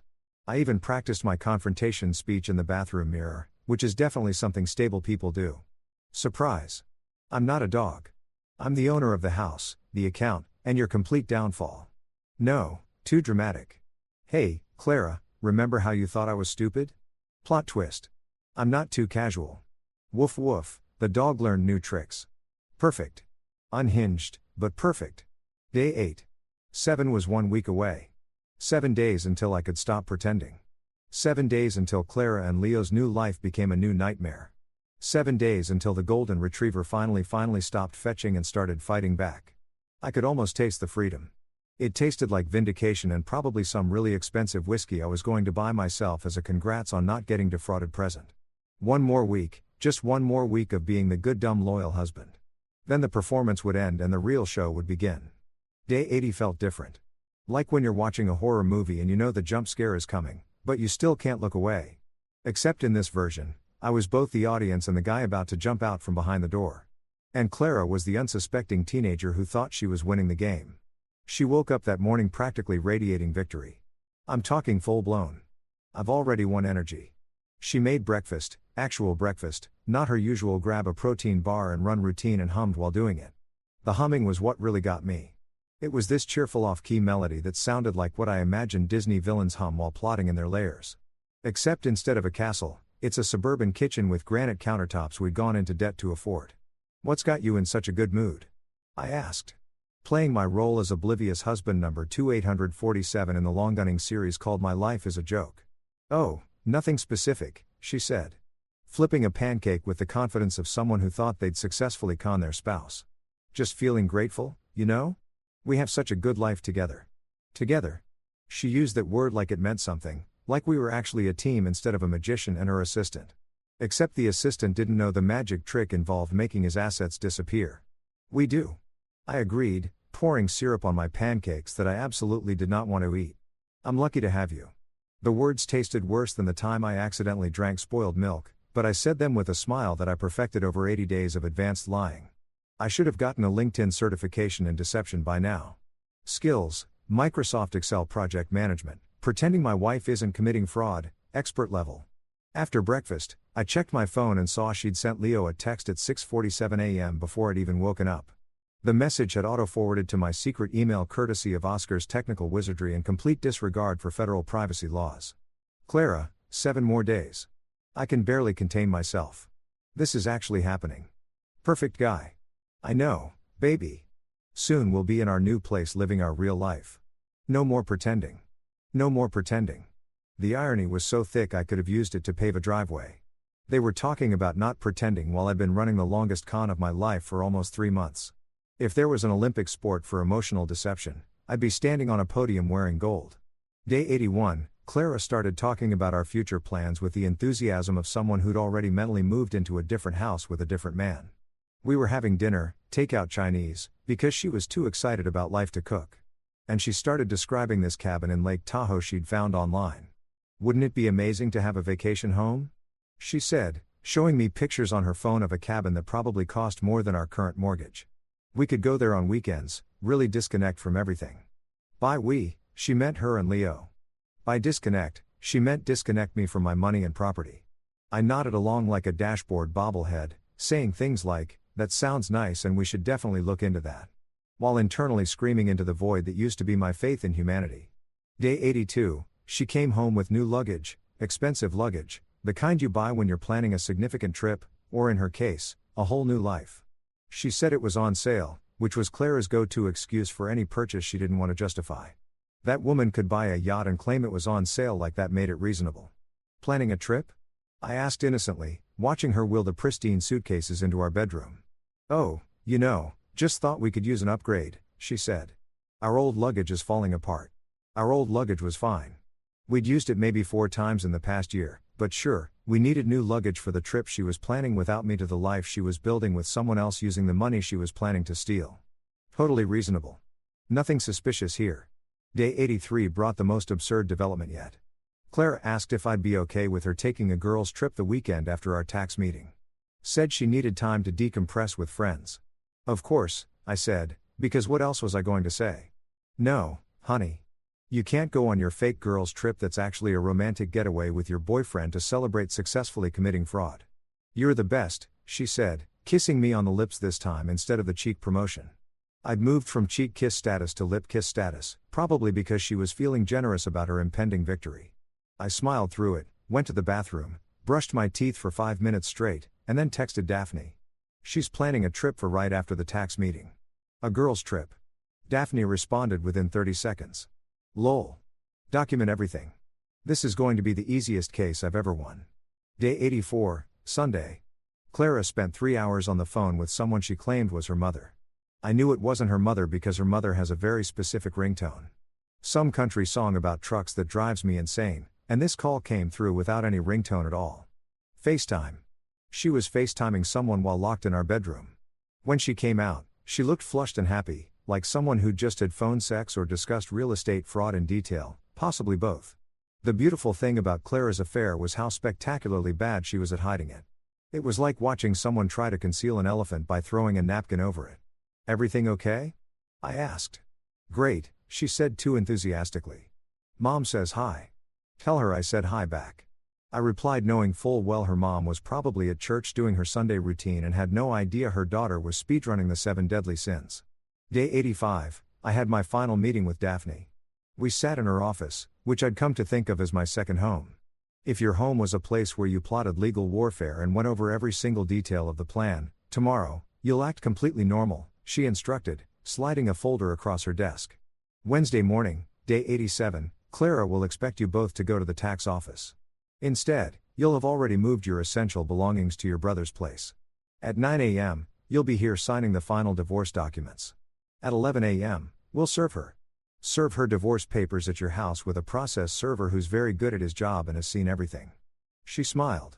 By the time she realizes what's happening, the house will be listed, your assets will be protected, and she'll be facing the reality that her plan failed spectacularly. What about Leo? I took the liberty of having someone compile information on his business practices. Turns out consulting is generous. He's been involved in several questionable financial schemes. If your wife wants to tie her life to that sinking ship, that's her choice, but she won't be doing it with your money. I left Daphne's office feeling something between terror and exhilaration. Like someone who just jumped out of a plane and wasn't sure if the parachute was going to open, but was committed to the fall anyway. Day 86. The day before everything, Clara was insufferable. She cleaned the house top to bottom, which she never did. She was literally humming while vacuuming, like some kind of deranged housewife from a 1950s commercial, except the product she was selling was betrayal. Big day tomorrow, she said over dinner, which she'd actually cooked. Smone and asparagus, my favorite, which felt like a condemned man's last meal, except I was the one who'd built the gallows. Yeah, I said. Really big day.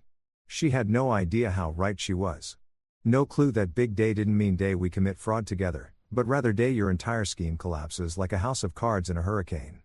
That night, I barely slept. I lay in bed next to Clara, who slept peacefully, probably dreaming about lake houses and freedom from her stupid husband, and stared at the ceiling, counting down the hours. At 2 a.m., I got up, went to the kitchen, and made a cup of coffee I didn't need. Mr. Whiskers found me there, sitting at the counter in the dark like a movie villain monologuing to nobody. He jumped up next to me, meowed once, probably asking what the hell I was doing, and I scratched behind his ears. Tomorrow, I told him, the dog finally bites back. He purred, either in approval or because cats don't understand English, and he just liked being petted. Either way, it felt like support. I pulled out my phone and looked at all the evidence I compiled. 86 days worth of screenshots, recordings, documents, bank statements, location data, text messages. It was beautiful in a devastating sort of way. A masterpiece of betrayal, fully documented, ready to be presented in court. I'd started this journey thinking I was a victim, a stupid, trusting husband who'd gotten played. But somewhere around day 40, I'd realized something. I wasn't the victim anymore. I was the hunter. The prey had learned to hunt back. And tomorrow was hunting season. At 6 a.m., Clara's alarm went off. She bounced out of bed with energy I hadn't seen since our honeymoon, back when she was still pretending to love me for real instead of strategically. Big day, she announced like we were going to Disneyland and not to commit financial crimes. Huge, I agreed, smiling my practice smile. Absolutely huge. She had no idea. Day 87 started with Clara making avocado toast, which felt like the universe had developed a sense of irony so advanced it should have been studied by scientists. Here was my wife preparing the most millennial breakfast possible, humming some pop song about love and happiness, completely unaware that in approximately 4 hours, her entire world was going to detonate like a financial atomic bomb. Don't forget the tax meeting at 2, she called out from the kitchen, her voice practically singing with anticipation. I've got all the paperwork ready. This is going to be so good for us. Wouldn't dream of missing it, I said, tying my shoes with the calm of a man who'd spent 86 days preparing for this exact moment. My hands weren't even shaking. Somewhere along this journey, I'd transformed from anxious husband to cold-blooded revenge planner. And honestly, the career change suited me. Clara brought me the avocado toast with a smile that probably looked loving to anyone who wasn't aware she'd been planning to commit fraud. You're going to love what this does for our future, she said, and I had to physically restrain myself from laughing. I'm sure I will, I replied, biting into toast that tasted like vindication with a hint of sea salt. At 9 a.m. sharp, while Clara was in the shower preparing for what she thought would be her victory lap, I texted my brother Eli. I'm heading over now. He responded immediately. Doors unlocked, beers in the fridge. Can't wait to hear how this goes. I'd already moved most of my important stuff to Eli's apartment over the past week. Clothes, documents, my grandfather's watch, Mr. Whisker's favorite toys because yes, I was keeping the cat. I'd been doing it gradually, taking bags in my car trunk, and dropping them off while Clara was at her late client meetings. She never noticed because she was too busy planning her new life to pay attention to the old one falling apart. The only things left in the house were furniture, kitchen stuff, and Clara's mountain of lies. She could keep the furniture. I'd memorized every text message. At 9:47 a.m., I walked into Daphne's office for the last time as a married man. She was waiting with a stack of documents that looked like they could end a small government. And she had that shark smile that I'd learned to associate with imminent legal destruction. Ready? She asked. I've been ready since day 1, I said. Let's do this. I signed 6 documents in total. Divorce papers, asset protection agreements, a restraining order if necessary. Daphne's idea said it was standard procedure for cases involving fraud, property settlement agreements that ensured the house would be sold and I'd get my fair share. A statement for the police just in case Clara decided to escalate things legally. Each signature felt like freedom, like I was autographing my own Emancipation Proclamation, except instead of freeing slaves, I was freeing myself from a woman who'd called me a dog and minute as an insult. The process server will deliver these to her at 100 p.m., Daphne explained right before her fake tax meeting. I've also taken the liberty of having someone alert Leo simultaneously just so they can panic together. It's more efficient. You're an artist, I told her. I'm expensive, she corrected. But yes, also an artist.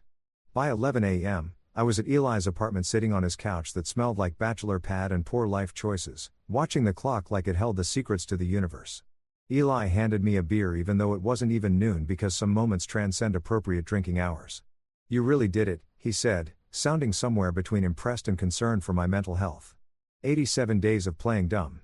That's commitment or insanity, I offered. Probably both. What are you going to say to her? I pulled out my phone, opened my notes app, and showed him the message I drafted at 3 a.m. when I couldn't sleep. I know about you and Leo. I've known for 87 days. Been playing the perfect dog while you plan to steal my house. Don't bother showing up to the tax office.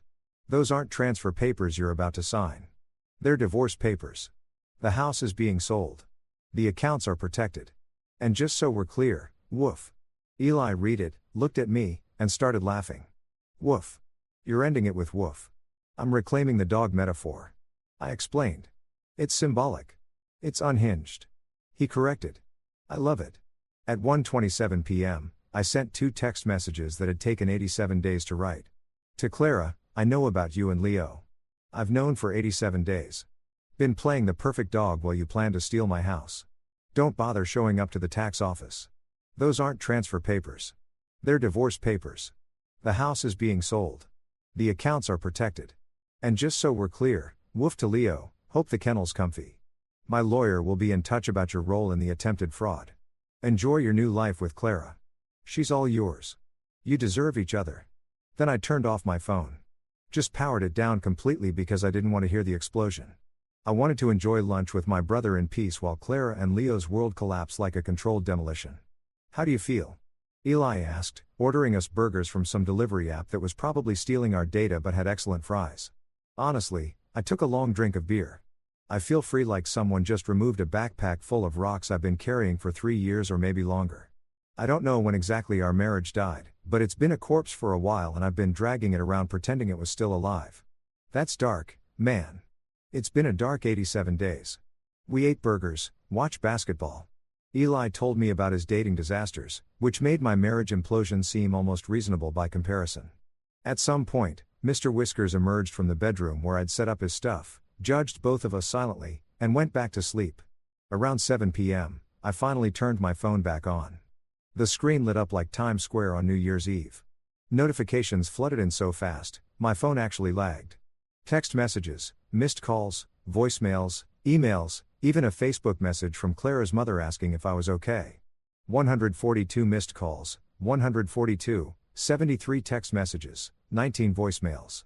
I scrolled through the messages watching Clara's emotional journey in real time. 1:32 p.m. What are you talking about? Call me. 1:45 p.m. This isn't funny. Where are you? 2:03 p.m. A process server just came to the house. 2:15 p.m. Are you serious right now? We need to talk. 2:47 p.m. Please, let's just talk about this.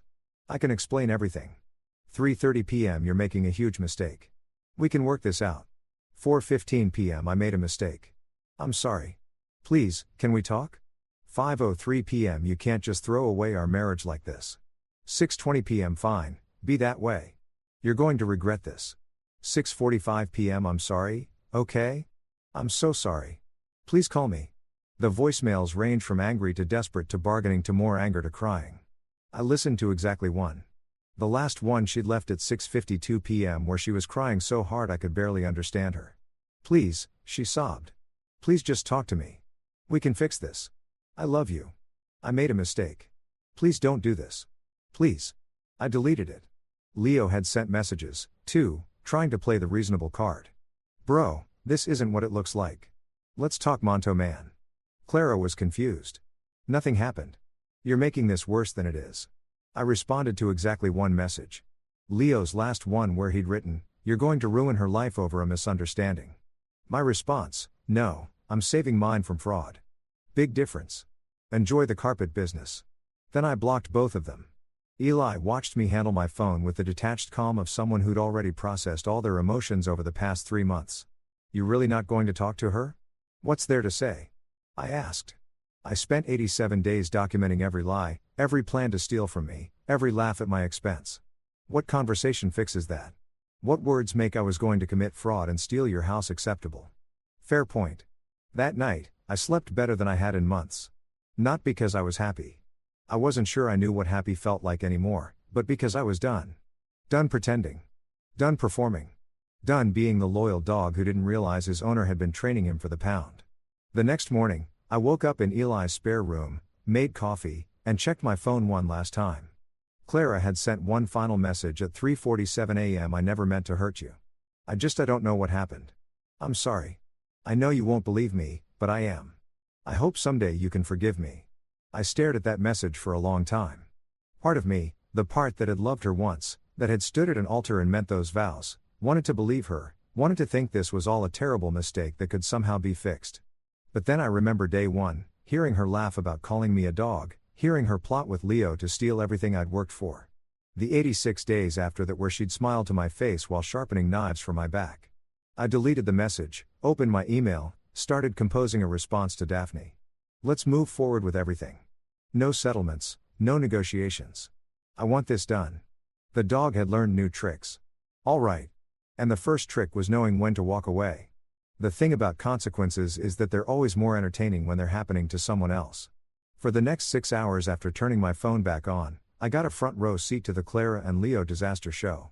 And let me tell you, it was better than anything Netflix has produced in the last 5 years. My phone kept buzzing like it had developed a nervous disorder. Every notification was another desperate attempt at damage control from people who'd spent 3 months thinking I was too stupid to notice my own life being stolen.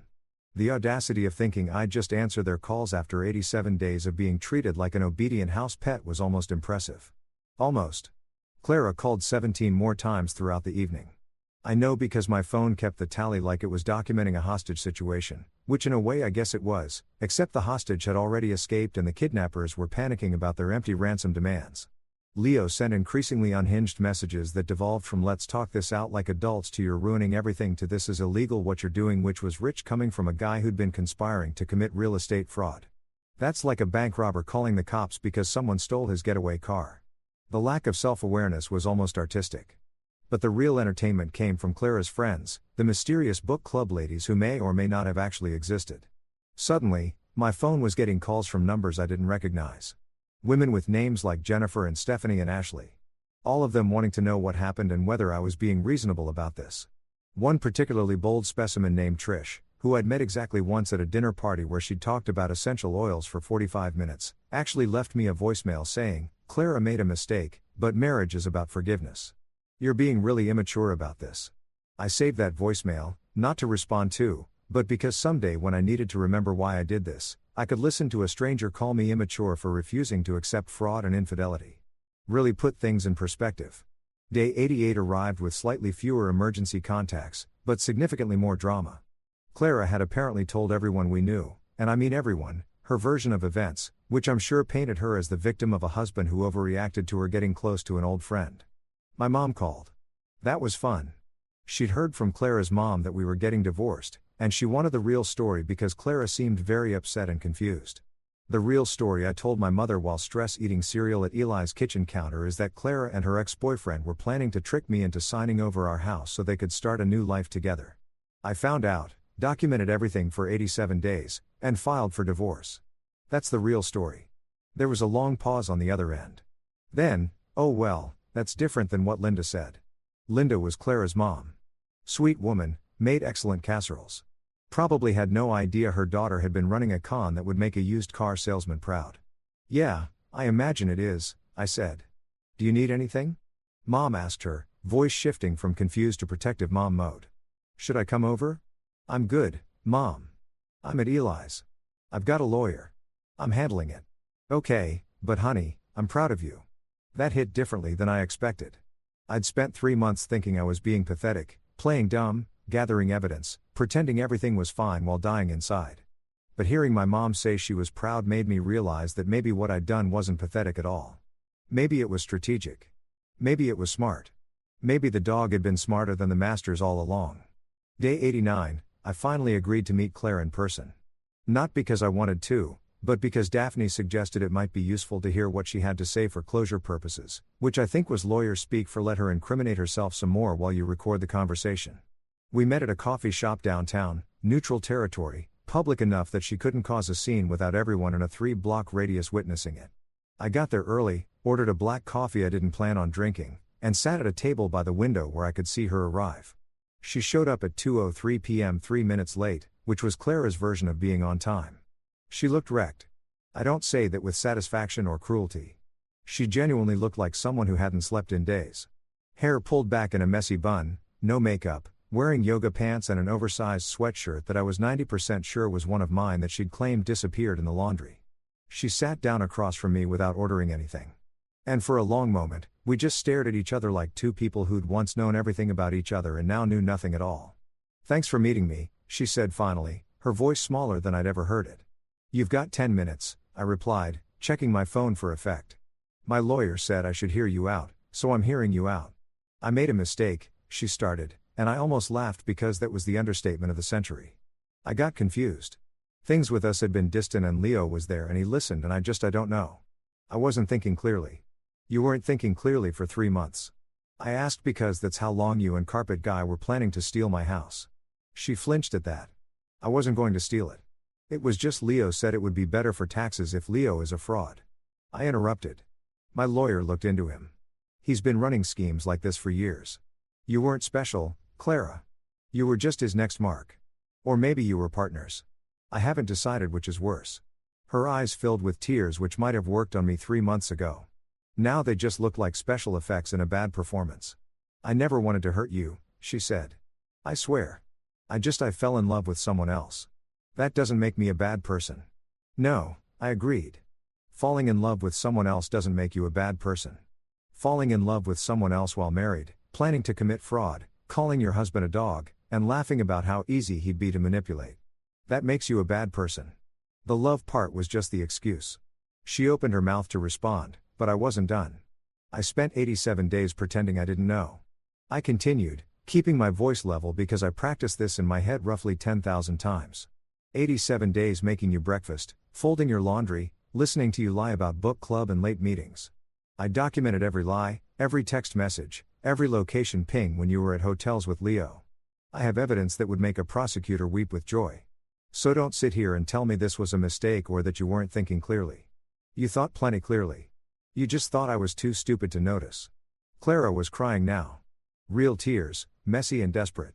"Please," she said, "please, can we try therapy, marriage counseling, something? We've been together for 5 years. That has to count for something." I reached into my bag and pulled out a folder. Daphne had prepared it for me, a copy of the property documents showing the conditional sale contract for our house, my name only, with a potential closing date 6 weeks out. I slid it across the table. "See this? This is our house, the one you were planning to transfer into your name. It's being sold. I own 100%.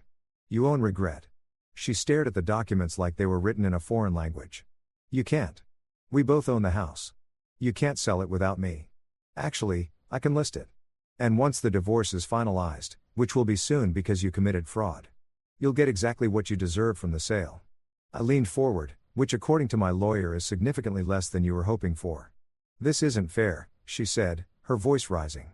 People at nearby tables were starting to glance over. "You can't just punish me forever because I made a mistake." "I'm not punishing you forever," I said calmly. "I'm divorcing you.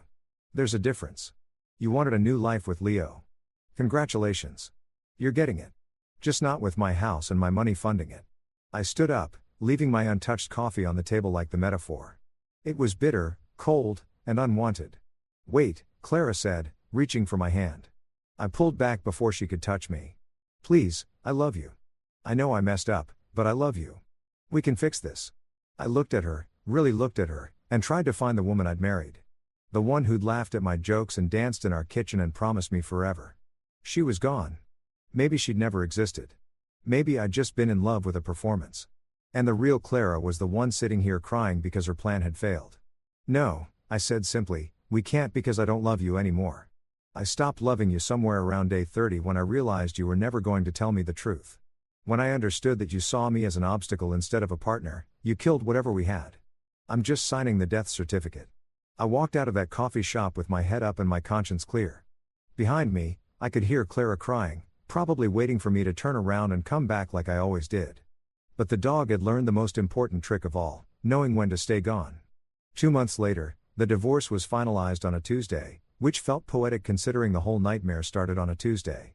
Life has a sixth sense of symmetry like that. Clara and Leo ended up renting a sad little 2-bedroom condo near a strip mall that housed a discount gym and a dry cleaner that always smelled like burnt fabric. Their dream house with tax-free sunsets sold to a nice couple from Portland who paid asking price and didn't commit fraud to afford it. Their grand new life together turned out Leo had debts nobody knew about and Clara's consulting income mysteriously disappeared once she couldn't use my credentials anymore. Shocking, I know.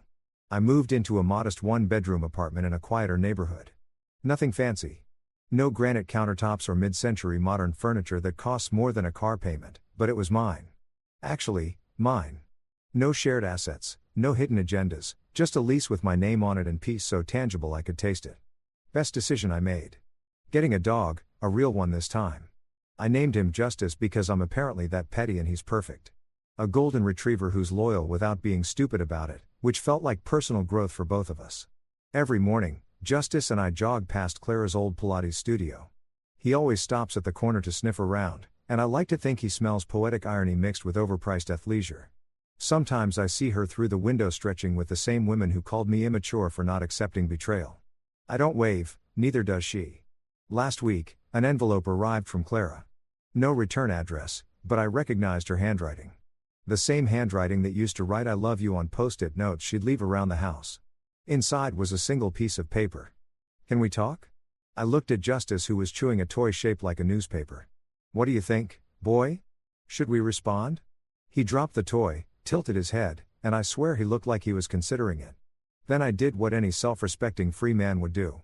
I took a photo of Justice and me on our morning run, captioned it, "Sorry, this dog learned new tricks," and posted it on social media for the first time in months. Because after 87 days of playing the perfect fool, I'd finally become what Clara never expected, a free man with a killer sense of humor, a loyal dog, and zero regrets. Turns out, this golden retriever knew exactly when to stop fetching and start living.